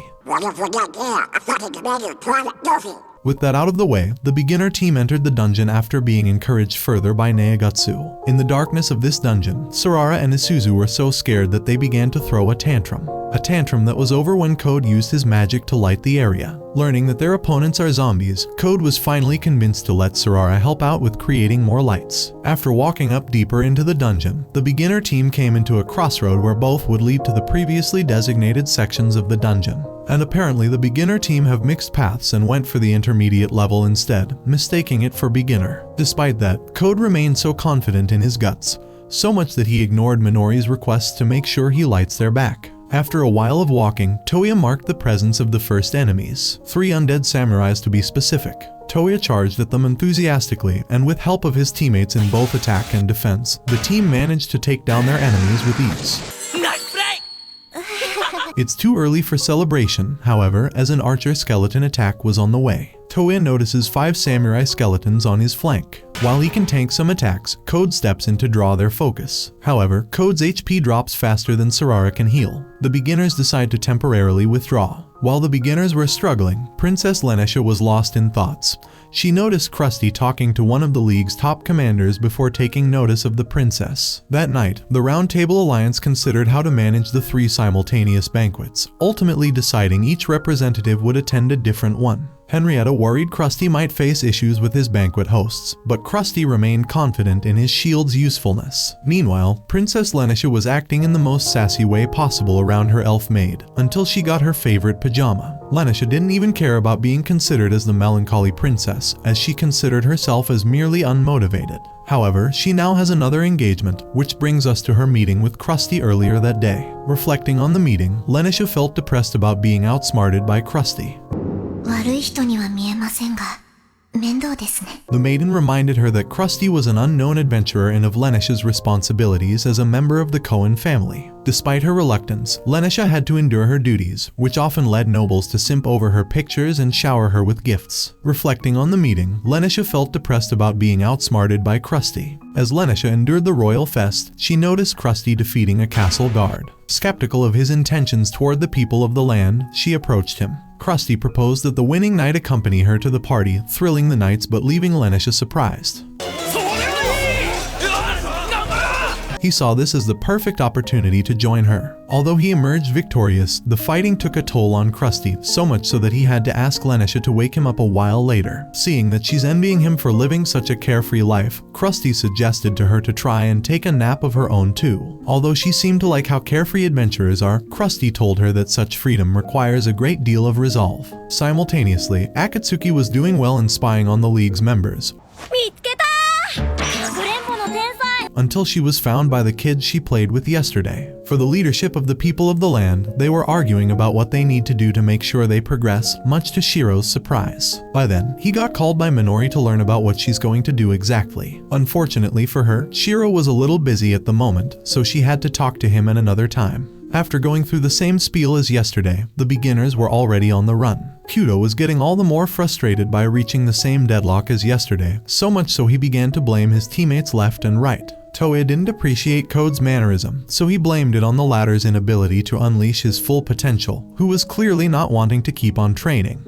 By the way, did you guys forget about someone? It's Marielle obviously, who has been chilling this entire time. Heck, she even began to feel concerned about the beginners 4 days into the campus. At least the intermediate team got to follow up on her and have fun at the beach, where Shoru had fun messing around with other beginner teams in hunting and cooking crabs. As she was talking to Nyanta on the phone, Marielle began to notice something strange on the horizon. That night, Michitaka enjoyed his meal and promised to host a feast for his curious host, who was eager to learn about the adventurers' cooking techniques and inventions. Meanwhile, the Duke was more interested in acquiring the naval transport technology they had, as their land cargoes were frequently raided by goblins. Things were looking good for Krusty, even though he had to ask the emo white princess to smile. While he pretended to enjoy the moment, two excited girls, Fuvel and Apret, praised him. Lenisha grew frustrated by his politeness to them and his ironic remarks aimed at her, またこの人は which only annoyed her more as the compliments kept coming. After they left, Lenisha expressed her anger over being ignored for the other girls. Krusty then mentioned how she reminded him of his younger sister, implying he found it easier to deal with girls like her. It took her a while to realize he wasn't really complimenting her. Although she was offended by that, Krusty couldn't help but mention how soothing and relaxing that felt to him. As a thanks to that, he asked her if she could offer him a chance to repay her during the conference. Elsewhere, Akatsuki reminisced about her nerd lord was the Endigon stunner of the party while as she danced, but he caught her red-handed. They spoke about the League possibly viewing adventurers as threats. Shiro was skeptical, but when Akatsuki mentioned waiting for the Izumo Knights, a mage suddenly appeared before them. After introducing himself as Ronald Regan, he apologized for missing his potions, which Shiro gave him some. Shiro was surprised that low-level player Regan knew about a high-level quest, prompting him to question Regan's true identity. Regan, a magical scientist who initially claimed to be a mage from Merle Lake, might actually be the sage from that area, as Shiro had encountered references to him in previous quests before the apocalypse. Even more surprising for Shiro was the fact that Regan had inherited the title of a sage from his master, which made him not wanting to miss this chance to learn as much as possible from such a big shot as Regan, who's a specialist in the study of world-class magic. Regan impressed Shiro further by telling him about the different classes of magic that exist in this world, which are divided by scale. He even went to great lengths to explain what every class of magic stands for, as well as the differences between each class of which. Shiro discovered that world-class magic has broader applications than strategic class magic, capable of controlling others' existence. Intrigued, he realized this spell might be connected to the apocalypse. Regan was also on the same page, but he was disappointed to learn that Shiro knows next to nothing about what caused it. As such, he decided to oblige Shiro's request to tell him about the 2 times that world fraction was used, even though the story is a little long. The older story of which goes as follows. 350 years ago, this world was a thriving place where humans, elves, dwarves, and elves lived together peacefully. The elves were skilled in magic, but their power eventually led to their downfall. Their ability to produce goods was very limited, and their population was small. Other races in the magical world despised them for having control over their technology. As a result, those races decided to use their larger numbers to overpower the elves. The elves were enslaved, leading to the fall of their kingdom. In the chaos, 6 bent princesses, the Luquenge, emerged, unaware of each other like estranged siblings. They sought revenge on those who ruined their home, plunging the world into turmoil. As defeat neared, they and the elves used the world fraction for the first time, navigating its confusing technologies and principles. About 300 years ago, spells led to the emergence of demi-humans known as goblins. Their arrival plunged the world into chaos as humanity faced the Luquenge, nearly facing extinction. However, with the help of the demi-humans and other newly created races, humanity triumphed and defeated the Luquenge. Based on these stories, Reincarnated came up with his ancestors with what's known as the spirits theory. After all, demi-humans kept on simply respawning time and again. Relations between humans and demi-humans weren't good this entire time, however. After all, humanity got nearly wiped out after getting in a conflict with the abominations. And then 6 people appeared as a divine miracle from God 240 years after the Second World faction were used. The story doesn't stop there. Much to Shiroe and Akatsuki's surprise, Shiroe's name was written on the old scriptures from 98 years ago, which is why Reincarnated came in to ask him out as an archmage. Only when Shiroe remembered that the time in this game is 12 times faster than that in the real world that the timeline that everything began to make sense to him. Elsewhere, the beginners were discussing their plan for fighting in the dungeon tomorrow, when suddenly Neigatsu came in to let them know that resting is an important rule of their training, and if they wanted to stay in camp then they should respect the rules. As they went to get some rest in their tents, Toya noticed that Code was clearly getting uneasy. Minori, on the other hand, was still unable to understand why she is still not feeling well despite memorizing all the instructions that Shiroe has given her. The next morning, the round table members convened to discuss their gathered intel. Many sought technology sharing and trade agreements. They discovered spies in Akihabara who learned about their steam engine. However, Shiroe wasn't concerned, knowing it would take the Alliance a long time to replicate it. Shiroe couldn't shake off Reincarnated's remarks about the spirit theory, which explains the respawn phenomenon and the loss of XP for players. He was surprised to learn that resurrection magic could also affect the people of the land. However, Reincarnated remains uncertain if the same applies to demi-humans as it does for players. Shiroe worried about players losing memories after resurrection, but Akatsuki struggled to understand. Luckily, a knowledgeable friend explained the situation from both player and character perspectives. As Akatsuki realized this memory loss might impact real-life memories, she grasped the seriousness of their situation. To avoid causing concern among his friends, Shiroe asked Akatsuki to keep this matter confidential. Minori and Isuzu couldn't sleep last night. Toya ignored his sister's morning greeting. Meanwhile, Isuzu noticed Code was training hard, but when she invited him to join her, he panicked, much to her annoyance, as she hadn't mentioned anything about bathing together. Heck, she even had to remind him that he should keep his guts while rizzing if you want to have luck with the ladies, before catching up on what she said and deciding to escort her. Later, Code decided to be incredibly positive while having breakfast, 今日も素晴らしい朝食だね despite the bad weather. Just as Code was about to get everyone to come with him to the dungeon, Minori finally got the guts to speak about what she's been thinking of. She wanted to get everyone to enter the dojo during the afternoon. Code was frustrated by Minori's request to relax before returning to the dungeon, especially since the beginner team struggled to last 3 hours over the past 2 days. This only intensified Code's annoyance, affecting Isuzu as well. Minori wanted everyone to properly introduce themselves to improve teamwork. As such, everyone began to talk about themselves and their skills and literally everything related to that to the very minute detail. Perfect.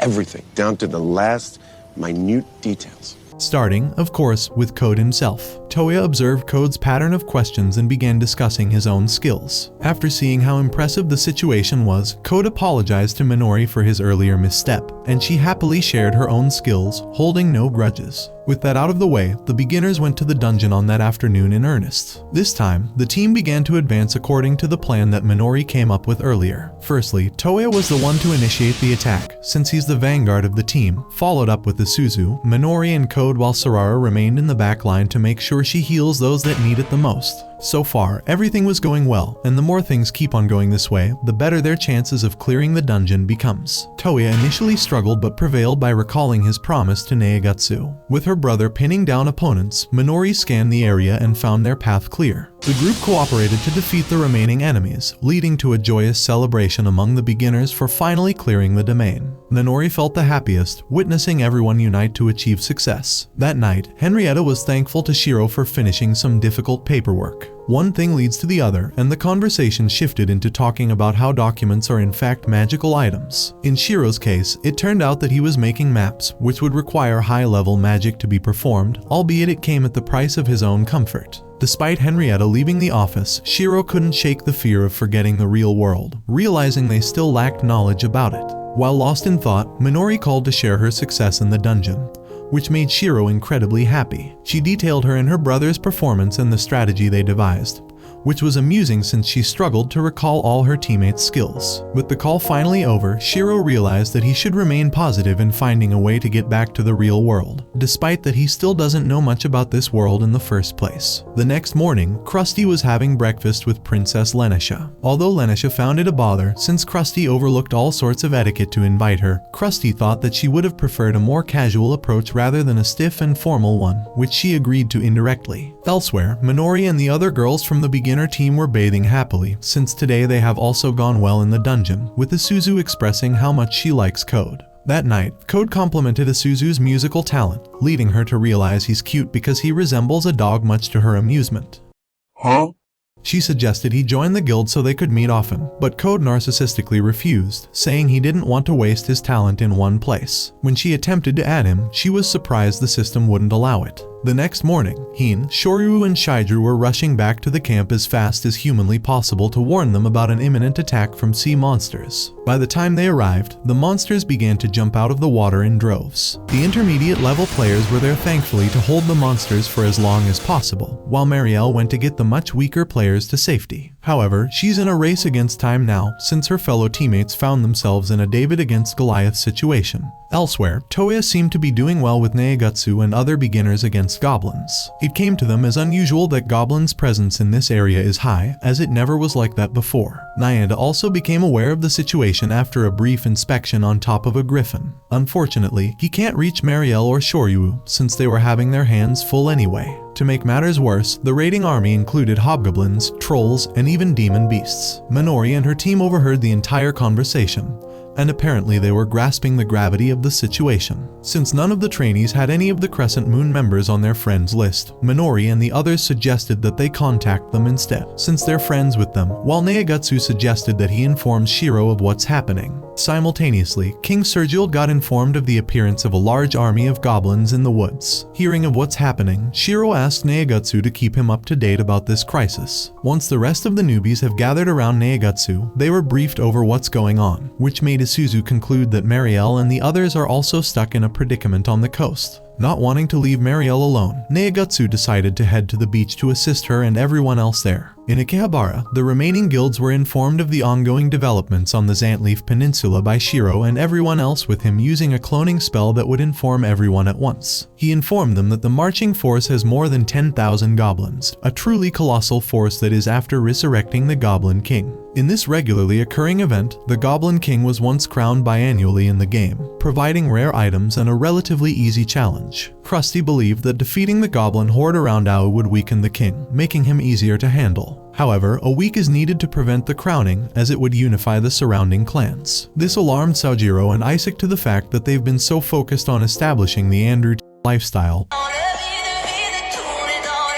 that they forgot about taking any quests from the people of the land, and now it's up to them to put a decisive end to this crisis. The adventurers need to assess the strength of the 6 goblin clans. While they could defeat the goblins together, Isaac noted that the people of the land are not as strong, even when united. Henrietta countered, highlighting that the Knights of Izumo could significantly outmatch the goblins, surpassing even the adventurers in strength. However, Shiroe argued that that doesn't mean that they should let the goblins do as they please and rely on a certain myth. For all intents and purposes, the battle will be difficult, and there will be casualties on both adventurers and people of the land, and Shiroe must have been fully aware of that. Lenisha was worried about her rude crush, a concern noticed by her maid Alyssa. Just as they expected Krusty, her father Fainale entered to warn her of impending danger, and informed her he was leaving for Mehama. Lenisha wanted to go with him, but Fainale insisted she stay to assist her grandfather in the city. That evening, Marielle met with Shoryu and the others, later joined by Neigatsu and his group. She apologized for the naval invasion, but Neigatsu and Nyanta reassured her it wasn't solely her fault. Neigatsu mentioned a certain nerd would handle the threat, which made Marielle smile. When she returned after changing into warmer clothes, she was shocked to see fire torches on the horizon. Nyanta spotted on the map that the goblins planned to attack Chaoshi first. While not a massive force, their intent to raid for food poses a significant threat to the unprotected town.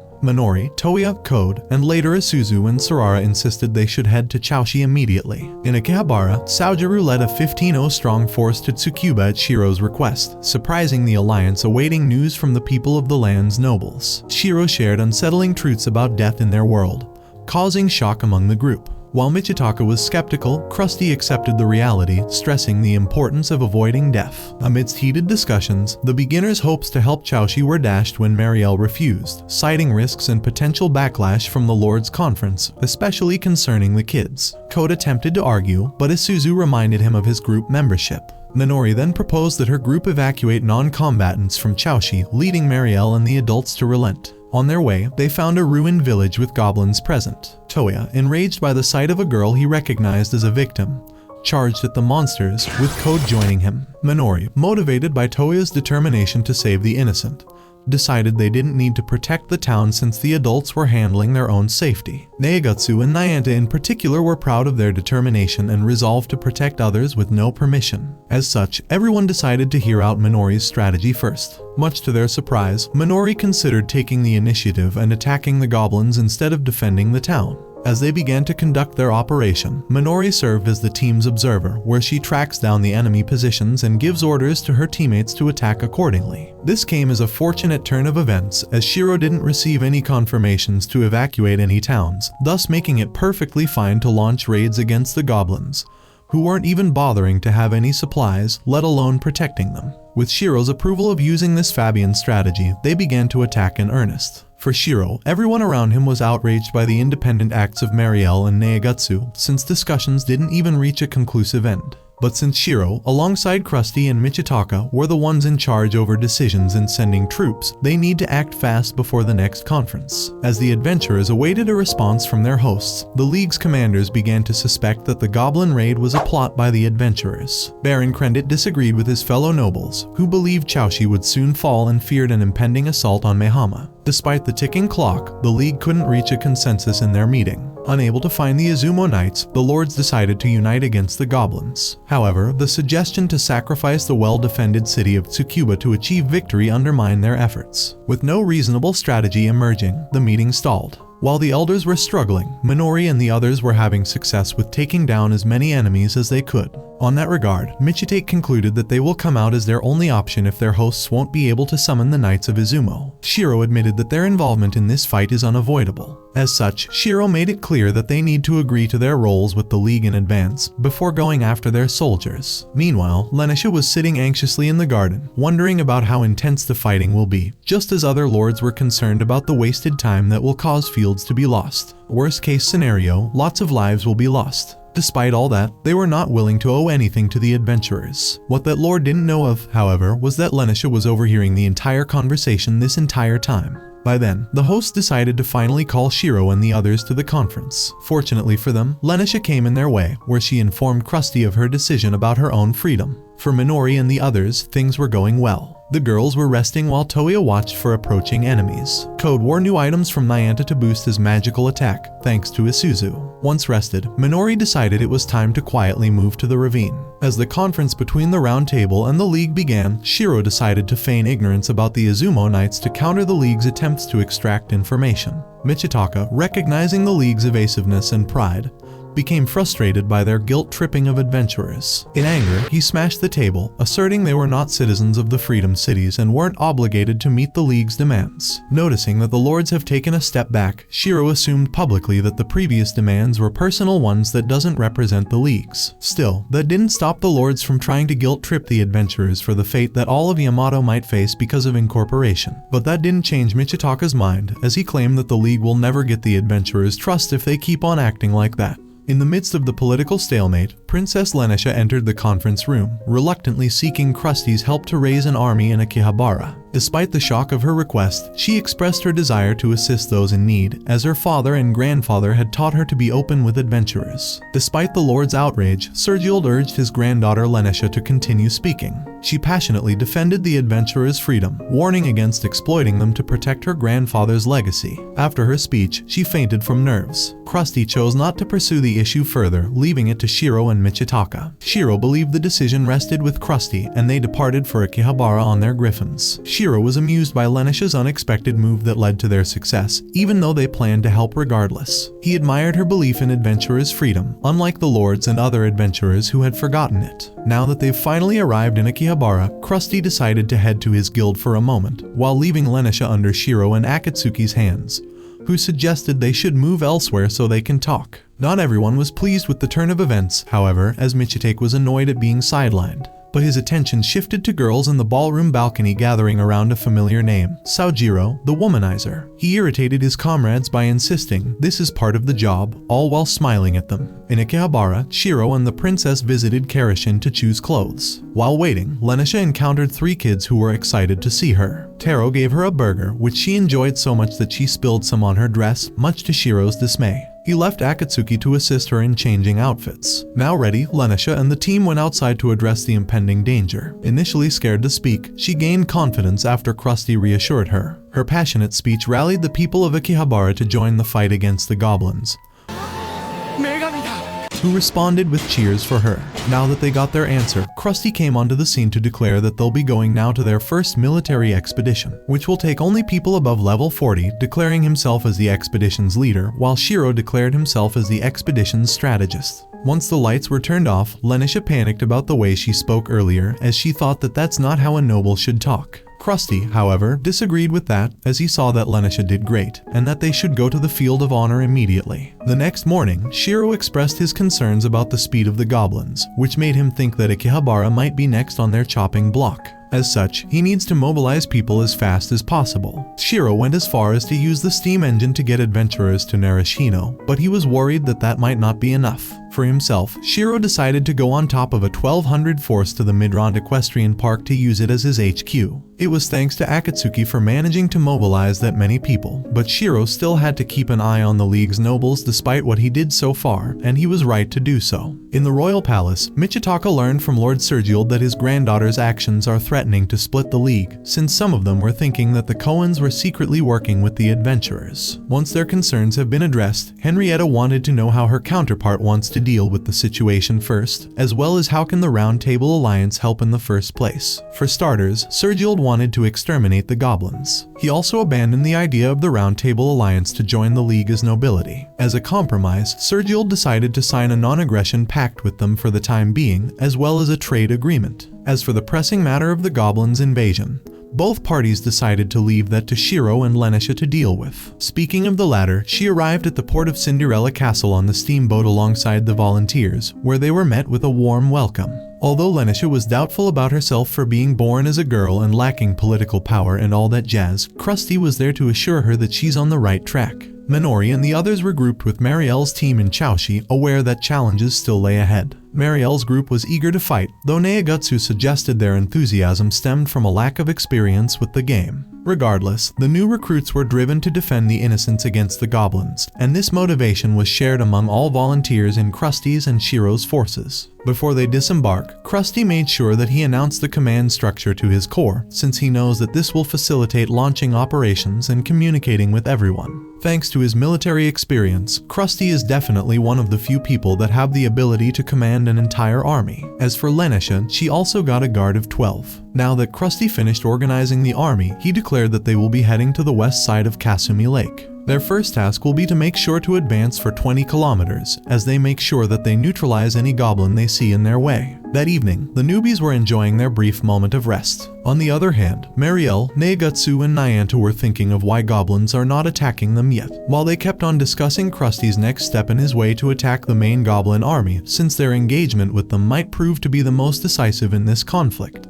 That night near Kasumi Lake, Lenisha got a spell from Misa that made her able to see where the goblins are at night from a far distance. The battle began with the mages landing a direct hit on the enemy vanguard's center, thus making Krusty's main attack force able to move ahead. As he advanced, Krusty managed to fight so ferociously that he took down droves of goblins in one swoop. He was particularly brave as well, as he didn't flinch in front of giant trolls. Despite that, Lenisha could see that he's sad and lonely deep down. Elsewhere, Shiroe was overseeing the course of the ongoing battle from his established HQ, where he was glad to see that the telepathy is working well, especially with the army organization that Krusty had established earlier. However, Shiroe noticed that Chaoshi is stuck in a problem. Shiroe planned to encircle and annihilate the goblins' forces using Krusty's force. However, it would all need Marielle's group to hold their ground in Chaoshi and prevent the enemy from breaking out the encirclement. As much as he wanted to go to the battlefield, Shiroe still can't afford to leave his position until all platoons have been deployed. In Chaoshi, Marielle noticed the enemy coming in great numbers. Although she didn't want to get the beginners involved in this, she could do little to nothing against their eagerness. With Nayanta and Naegatsu's support, she ended up relenting to going for an all-out attack against the advancing enemies. Of course, their movement didn't go unnoticed by Shiroe. Noticing that they're horrifically outnumbered, Shiroe ordered that the force in Chaoshi gets reinforced as fast as possible. During the battle, Nayanta noticed Toya had improved, but still had room to grow. Sorara could now use offensive spells alongside her healing ones. Isuzu and Code executed synchronized attacks, relying heavily on Minori's guidance, similar to Shiroe. This reminded Naegatsu of Shiroe's ability to anticipate events, despite the toxic life that led him to strange habits. Anyway, let's just hope that Minori isn't as terrible as that in real life, since she's trying to imitate him in-game. While this battle was going on, the beginners took notice of a trap that Sorara had planted elsewhere. As such, they rushed there instantly to deal with the goblins, leaving the elders to help in securing the coast. On their way there, the young ones took notice of goblins raiding a village. Aware that Toya won't be fast enough to deal with them decisively, Minori got Code to shift their attention. With everyone following up on that opportunity, the team managed to get rid of the goblins with relative ease. Of course, Isuzu and Code couldn't help but celebrate this in their own way, before they proceeded with Minori and the rest to their destination. Meanwhile, Shiroe informed Marielle that reinforcements would arrive in an hour, which was good news for Minori and her teammates, whose MPs were running low after continuous fighting. Just as hope emerged, rain began to fall and dire wolves appeared on the bridge, accompanied by hordes of goblins. Despite holding their ground, the team found themselves in a tough spot. Minori quickly issued orders, hoping to turn the tide. However, her plan fell apart when Toya was overwhelmed, and Sorara's healing couldn't save him. Minori, unable to cast her defensive spell, watched in horror as her brother faced elimination. Just then, Code threw away his wand and lunged at one of the wolves, saving Toya. Although he managed to take down both wolves, it appeared that it came at the expense of his own life. Sorara and Minori tried to revive him, but to no avail. Only then Isuzu finally revealed that Code is one of the people of the land. In fact, Code revealed that when Isuzu noticed that she can't add him on her friends list, asking her to keep this as a secret because he wants to become an adventurer. Despite her repetitive attempts to make him stop, Code kept on working hard for that objective. Still, that didn't stop Toya from insisting that there must be a way to save Code. As such, he asked Sorara to try some more. As she did, she noticed that there's a small response from him, so she pressed on her healing, but to no avail. In desperation, Minori called for Shiroe's help. It came as a surprise for Shiroe, since Minori was the type to always rely on her own. And now this is the first time she ever directly asked for his help. After being informed of what happened, Shiroe left immediately to help, leaving Kerishin in charge of the battle planning. On his way there, Shiroe gave clear instructions for Sorara to keep on healing Code for the next 150 seconds, before casting a reviving spell on him. Until he arrives, Shiroe kept on hoping that Code's psyche and the energy haven't begun to disperse. As such, his only hope right now was to merely stop his body from being destroyed. Once 150 seconds had passed, Sorara began to cast the reviving spell. While Shiroe was lost in thoughts, he began to see Konami again. And yes, she's the former head of the debauchery tea party. Anyway, as she kept on selling him those self-esteem courses in the back of his head, Shiroe decided to do something completely unprecedented. But before he could get to do that, he handed a bottle to Akatsuki. What does it contain? Let's leave that aside for now, as we check on Lenisha, who went with Misa to check over Krusty's perfect body. Why are you gay? I mean to report to him the course of the battle. Krusty also realized how popular Lenisha is, so much that simpy volunteers were peeking at her meeting with Krusty. But that aside, the report was about the presence of the dire wolves in the goblins' ranks, as well as the latter's nest. Krusty, however, didn't care much about the nest, as he saw that prioritizing getting rid of every single one of the surrounded goblins in Zantleaf is what needs to be done. Shiroe noticed reinforcements had arrived at Chaoshi, despite the Sayuajin making disembarkation difficult. He left Akatsuki to cover him and headed to the beginners, relieved to find Code still alive. Aware he was about to cast a forbidden spell, he asked the beginners to keep it a secret. Once they agreed, he cast a spell to absorb MP from his party members and return it equally. After the reviving spell and incense, Shiroe surprised everyone when Code woke up, realizing he had died.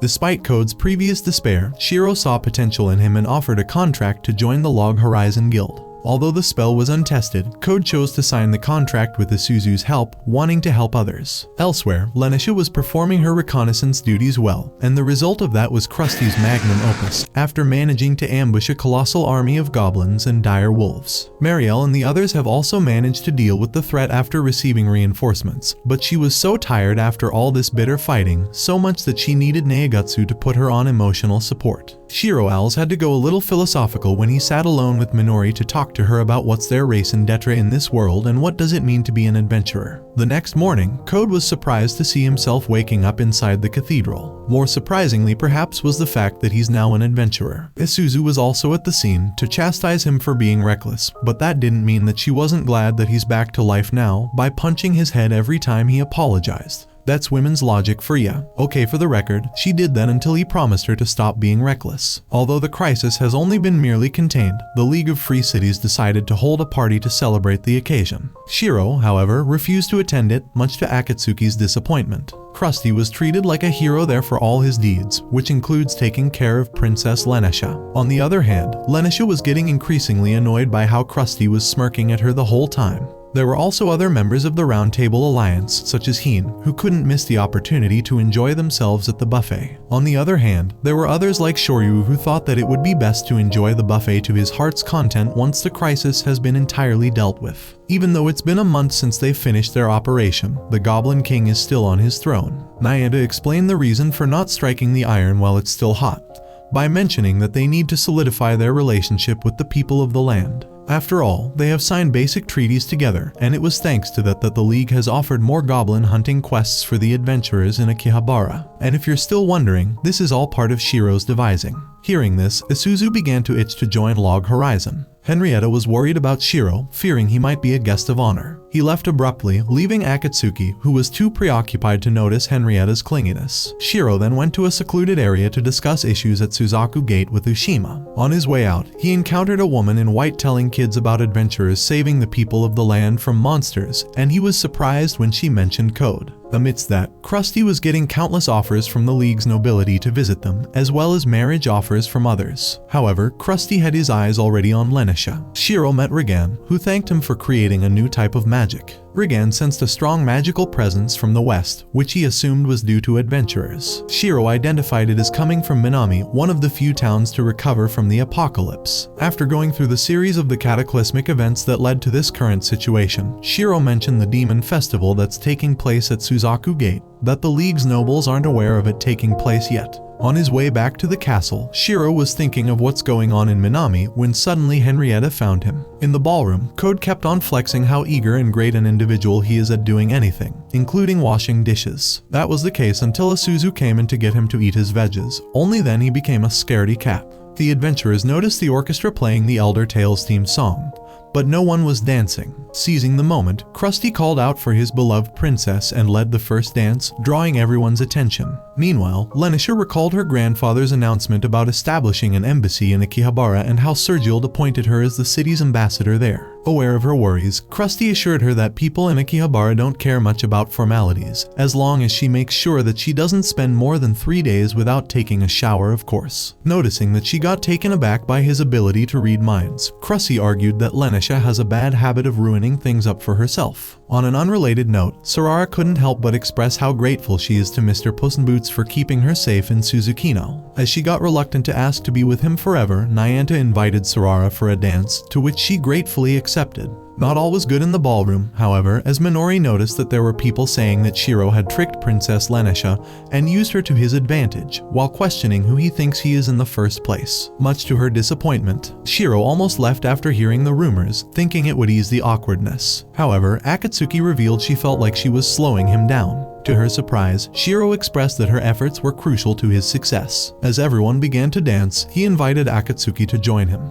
The next day, the people of Akihabara gave a welcoming ceremony for Princess Lenesha. Fortunately for Shiroe, the people's reaction to losing memories after resurrection wasn't nearly as severe as he thought it might be, albeit many were scared from it. The next day, Marielle realized that they're in October, which means that it's the season of festivals and all. As such, she resorted to her usual tactic to convince everyone of her decision. In short, throwing a tantrum. To top it off, Marielle wants to host a festival in 2 weeks and decided to call her plan as Scale Festival Plan. On the last day before the festival, Neigatsu and Nyanta were thoroughly impressed by the ongoing preparations throughout the city. The excitement was palpable, so much so that locals had even begun selling figurines of Princess Lenesha, a testament to the infectious festival spirit. While strolling through the decorated streets, Neigatsu and Nyanta ran into Marielle, who cheerfully announced that the Crescent Moon Alliance would be selling winter clothes and that they were now putting the final touches on their displays. The buzz grew even louder when she added that the Crescent Moon burgers were set to make a triumphant return at the event, much to everyone's delight. Marielle's own plans for enjoying the festival were straightforward. She intended to indulge in what girls love most, shopping. However, the plans of Shiroe and Akatsuki remained a mystery, as no one had yet had the opportunity to catch up with them.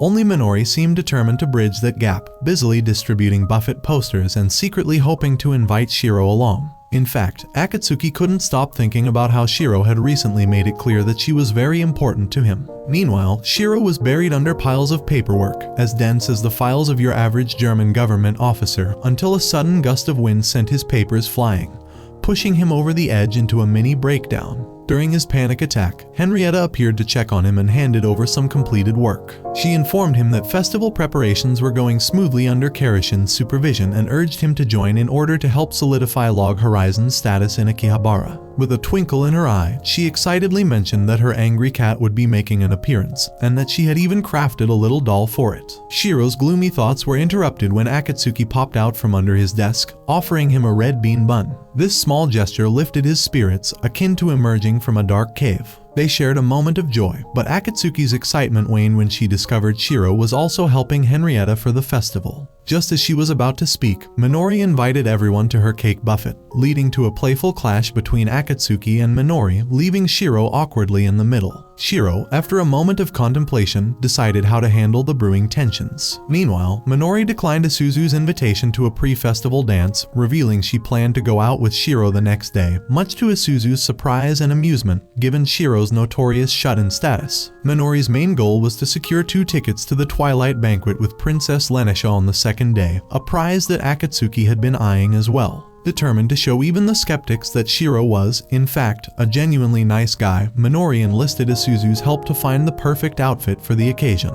On the flip side, Akatsuki was inconsolable over missing her chance to speak with Shiroe properly. Matters worsened when she discovered, much to her dismay, that her arch-nemesis turned out to be a middle schooler. Torn between feelings of inadequacy and the knowledge that Shiroe's success was partly due to her support, she began to panic at the possibility that this might actually turn into a date. With nothing fancy to wear on hand, she briefly considered asking for help.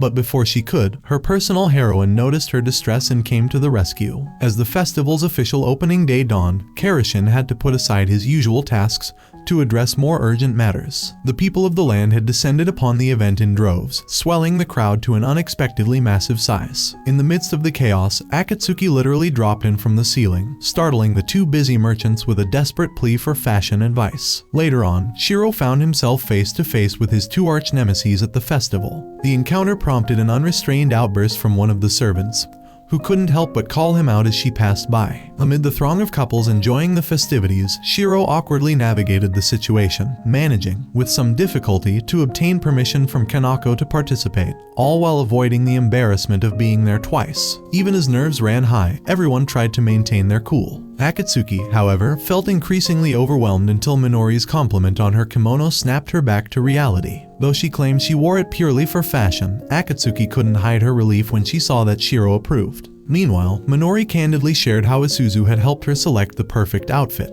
further cementing the day's lighthearted tone. In a surprising twist, Kei had to pause his work again to manage the swelling crowd of people of the land. Once more, Akatsuki made a dramatic appearance, this time dropping from the ceiling to ask for fashion help, much to the merchant's shock. By the end of the day, Shiroe emerged from the buffet like a wide walking Putin. Before he could decide his next move, Minori excused herself, claiming she had errands to run. In reality, she headed off to purchase some dandelion barley tea, hoping it would help Shiroe digest the mountain of cake he'd devoured. That evening, as Shiroe experienced discomfort from a stomach ache due to his dietary choices, he noticed Saojiro and his associates approaching the buffet. This prompted him to assess Saojiro's leadership effectiveness and consider whether Negatsu and Nyanta might be better suited for Log Horizon. Resolving to follow Henrietta's advice, he committed to becoming more extroverted. At that moment, Akatsuki arrived, expressing concern that he did not genuinely enjoy the buffet experience. Before Akatsuki could share her true feelings, Minori arrived with her tea, only to find Akatsuki tenderly rubbing Shiroe's forehead.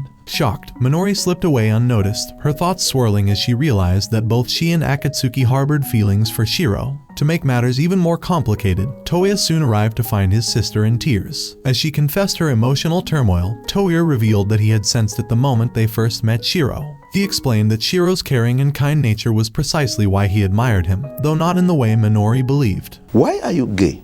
Reassuring her that she had lost nothing and done nothing wrong, Toya's words helped soothe her troubled heart. After crying her eyes out all night, Minori finally woke up and snapped back to reality. At breakfast, everyone discussed their festival plans. Minori had errands to tackle, Isuzu was off with her claimed dog, Shiroe planned to hunt monsters, and Negatsu was on a food safety inspection mission. To everyone's surprise, Akatsuki decided to join Negatsu for once, setting the stage for an unexpectedly eventful day. Negatsu, ever the smooth criminal in disguise, was on a quest for a huge burger. Yet today, he noticed Akatsuki in an unusually good mood. Convinced that something had transpired between her and Shiroe, the little shrimp panicked and even threatened to beat him on the spot.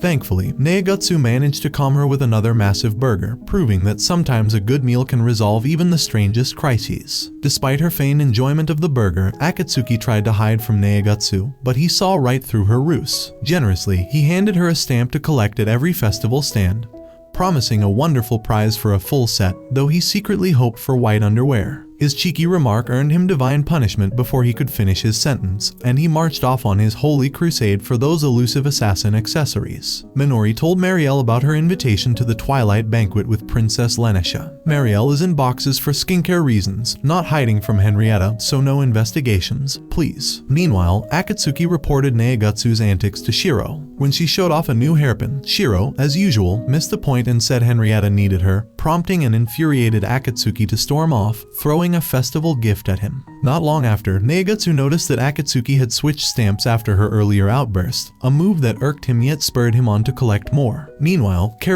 was busy organizing the event on a call when Minori suddenly barged in, followed by Taro, who tripped and caused a commotion. Only then did Kei finally acknowledge Minori's presence, marking the beginning of a day filled with surprises and minor mishaps. Simultaneously, Isuzu spilled the beans to Code about Minori's true festival objectives, not forgetting to add that Shiroe needed to be more social and stop offloading everything to Krusty. In short, he should stop being a nerd. Amid this chatter, Isuzu and her puppy noticed that cargo movements in town had come to a screeching halt. Eager to resolve the crisis, Code slumped in despair while Henrietta discovered Marielle's secret hideout. Marielle was visibly frustrated with the heavy lifting for the festival, complaining about even the simplest need, like taking a shower. Henrietta reminded her that everyone was working hard, especially since the festival was Marielle's own idea. When Henrietta called for help with wooden boxes, Marielle's reluctance only fueled her irritation. Yet her mood brightened when she learned Negatsu would help. After her shower, she promised not to run away, even as Henrietta blushed at her growing fondness for Shiroe. Elsewhere, Princess Lenisha and her maid Alyssa prepared for the evening banquet. Lenisha took a rare tea break, musing over how Krusty had tricked her into taking on so much work. Then, Krusty appeared and sarcastically praised her newfound diligence. Ironically, the banquet was Lenisha's idea, even though she'd complained about being tricked into hosting it.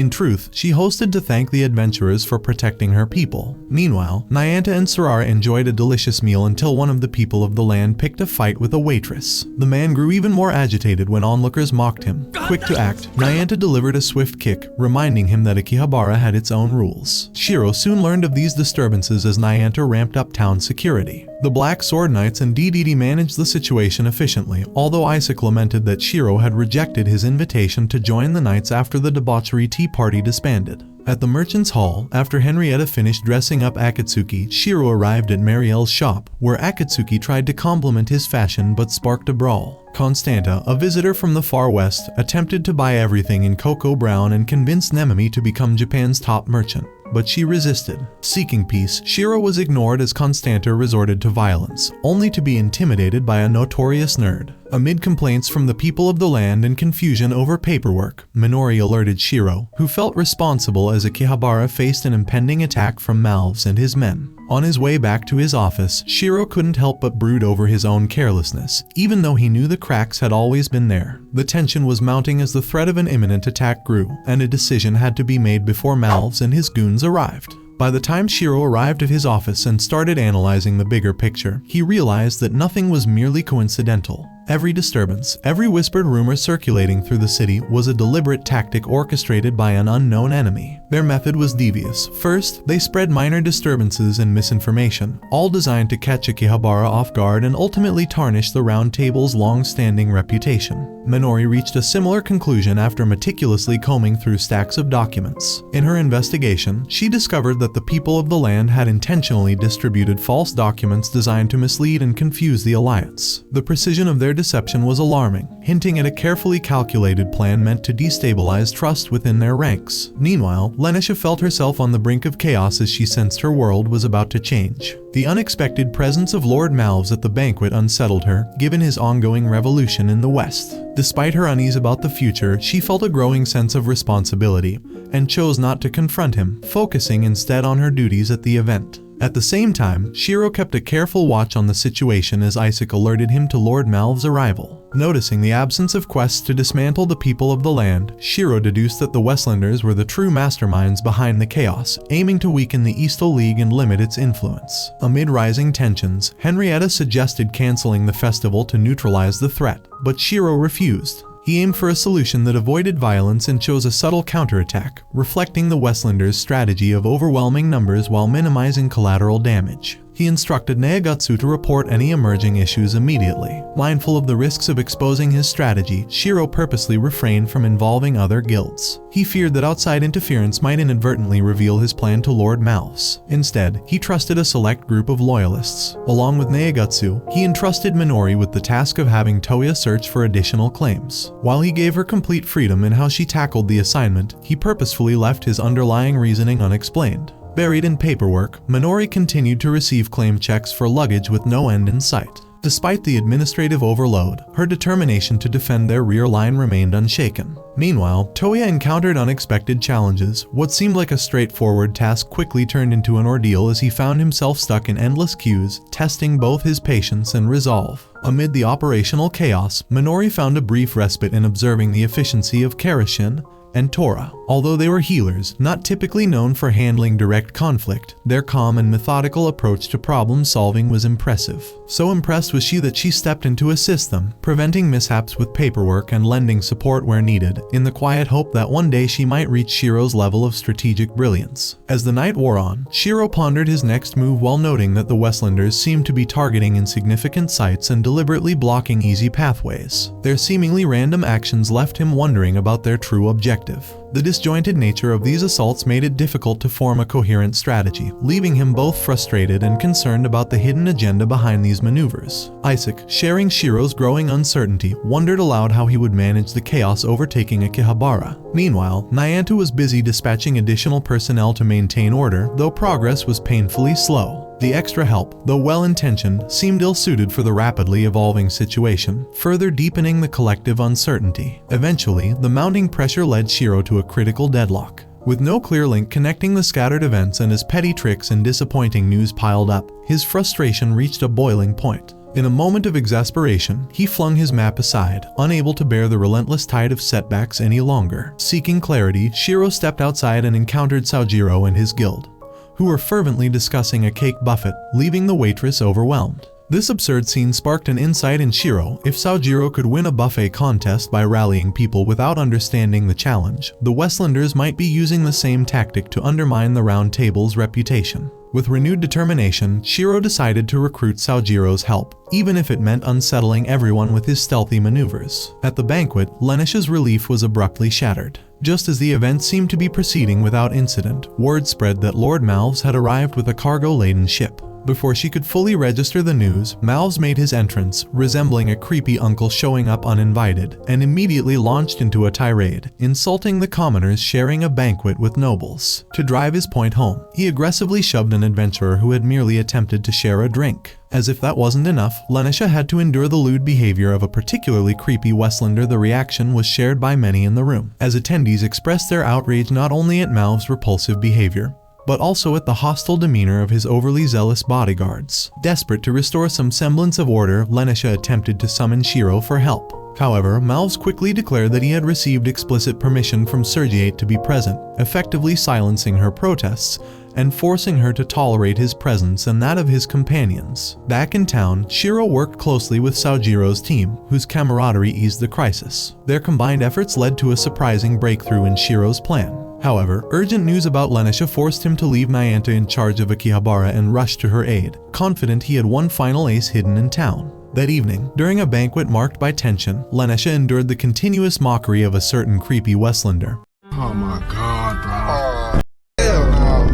Who criticized her hosting abilities and her failure to build strong connections with Akihabara. Just as she contemplated a peaceful resolution to the escalating situation, Shiroe arrived, prepared to restore order to the unsettling evening. He began by introducing himself to Malves, and soon after, Michitaka and Krusty joined him as the official representatives of the Round Table Alliance. The atmosphere was charged with tension as the three of them took their places, ready to address the escalating issues that had already disrupted the delicate balance of their world. Without hesitation, Shiroe immediately got down to business. He explained that he had been called in to examine a serious oversight regarding the warehouse preparations, a mistake that Lenisha had been responsible for. His tone was firm, and everyone in the room was taken aback when he placed the blame squarely on Lenisha's shoulders. The unexpected finger pointing left a palpable silence in the room, and even the usually unflappable Malves was visibly unsettled by the sudden turn of events. Just as Malves attempted to shift blame onto Lenisha for the error, Krusty intervened. He pointed out that the Alliance had received a letter from Malves himself, signed by him. This revelation surprised Malves, causing him to momentarily lose his composure as he grappled with the implications of his own signature being used against him. Amid the heated debate, Michitaka highlighted Malves' excessive cargo, noting that while the Round Table's warehouses were nearly full, his guild could store 10 times more than Malves had brought. By offering his guild's facilities as a solution, Michitaka effectively cornered Malves. Realizing his disadvantage, Malves and his goons abruptly left the banquet, provoking disgruntled silence. Even though the immediate crisis had been averted, Shiroe wasn't finished. Determined to ensure that any lingering issues were resolved, he approached Lenisha and gently insisted that she step outside with him. There was an unspoken understanding between them, a mutual recognition that, despite the chaos, their collaboration was vital for the Round Table Alliance. Later that night, the town lit up with a dazzling display. A phoenix flew overhead, angels captivated the crowd, and a spontaneous fashion show brought joy. However, the highlight was Krusty's grand entrance with Lenisha, surrounded by angels and unicorns, drawing excited onlookers eager to greet them. Back at the office, Minori found herself dealing with a different kind of commotion. Rumors had been circulating in the background that Shiroe was definitely creepy, a comment that she couldn't help but overhear. She was amused yet slightly concerned about the growing chatter. Meanwhile, Shiroe himself was keeping a discreet eye on everything from the balcony of his guild's building, his thoughts troubled by the possibility that Malves might be the mastermind behind the entire series of events. Not long after, Minori suggested visiting Princess Lenisha to ease tensions, but Shiroe declined, believing the Alliance members present could handle it. He confessed to Minori that he had intentionally kept his distance from Lenisha, which worried her about the impact on Log Horizon's reputation. Grateful for her honesty, Shiroe recognized that Minori's insight and efficiency were invaluable. He once feared forming a guild, believing individual strength was enough. However, he realized that in their complex world, isolation from not collaborating was dangerous. He concluded that working together was vital for making a difference and vowed to avoid burdening his friends. Unbeknownst to him, Akatsuki had been eavesdropping, her frustration growing with each word. Later that night, Shiroe sought out someone named Ushima but instead met Dariella, who had information about Minami. Suspicious of her illusion, he realized her true identity was Nuraha. Despite her denials of links to Westlander leadership, Shiroe acknowledged her undeniable influence, even within Tex, Mizuha, and Zeldis leading the Plant Hyaden Guild. Nuraha was well aware of her power over the nobility in Minami. By using their wealth, she had managed to purchase the town's cathedral and coerced every adventurer in the region into joining her guild, Plant Hyaden. When she arrived in Akihabara, she boldly invited Shiroe to join her ranks, to walk by her side, fight alongside her, and protect her interests. Claiming to know him before the apocalypse and crediting him with a new kind of magic, she insisted their destinies were intertwined. Shiroe, aware of Nuraha's role in restoring the teleportation network, pressed her about her silence on Malv's recent actions. Her chilling response was that the truth was too unpleasant to confront. Nuraha candidly confessed that she had always been a sore loser in real life until discovering Elder Tale. She felt overshadowed by a solo player who admired her talent. Just as Shiroe was about to uncover this player's identity, Nuraha claimed the entire story was fabricated. Undeterred, Nuraha claimed she had a way to return to the real world and offered to fund Shiroe to prove it. She argued it was every adventurer's dream. However, Shiroe thought of his friends and their sacrifices, refusing her offer to stay true to those who mattered. Frustrated but determined, Nuraha left, promising to win his allegiance someday if he found a worthy reason. The following evening, as the festival's decorations were repurposed to fuel large pyres in the city center, a bittersweet mood settled over the town. Marielle, though saddened to see the remnants of the celebration fade away, grew excited at the prospect of upcoming festivals, a sentiment that resonated with the rest of the Alliance members. They all agreed that more celebrations were on the horizon, each one a symbol of hope and resilience. Back in his office, Shiroe found himself reflecting on how these tumultuous events had all started with something as trivial as a flavored hamburger, a reminder that sometimes, the smallest moments can lead to the greatest changes. That night, as people gathered around the flickering pyres to party and indulge in food as if there were no tomorrow, one figure remained noticeably somber. Akatsuki, quietly distant and uncharacteristically down, drew the attention of Nyanta, who suspected that her mood was linked to Shiroe's recent decisions. Concerned, he urged Shiroe to open up about his thoughts and plans, with his friends eagerly waiting to join him on whatever path lay ahead. Even if it meant Neagatsu enduring his daily dose of divine punishment, Shiroe finally reached a decision. He resolved to lead Log Horizon toward a grander destiny, one where their combined efforts could transform this world for the better. That concludes the anime recap for now. As always, if you enjoyed, let me know down below and I'm out.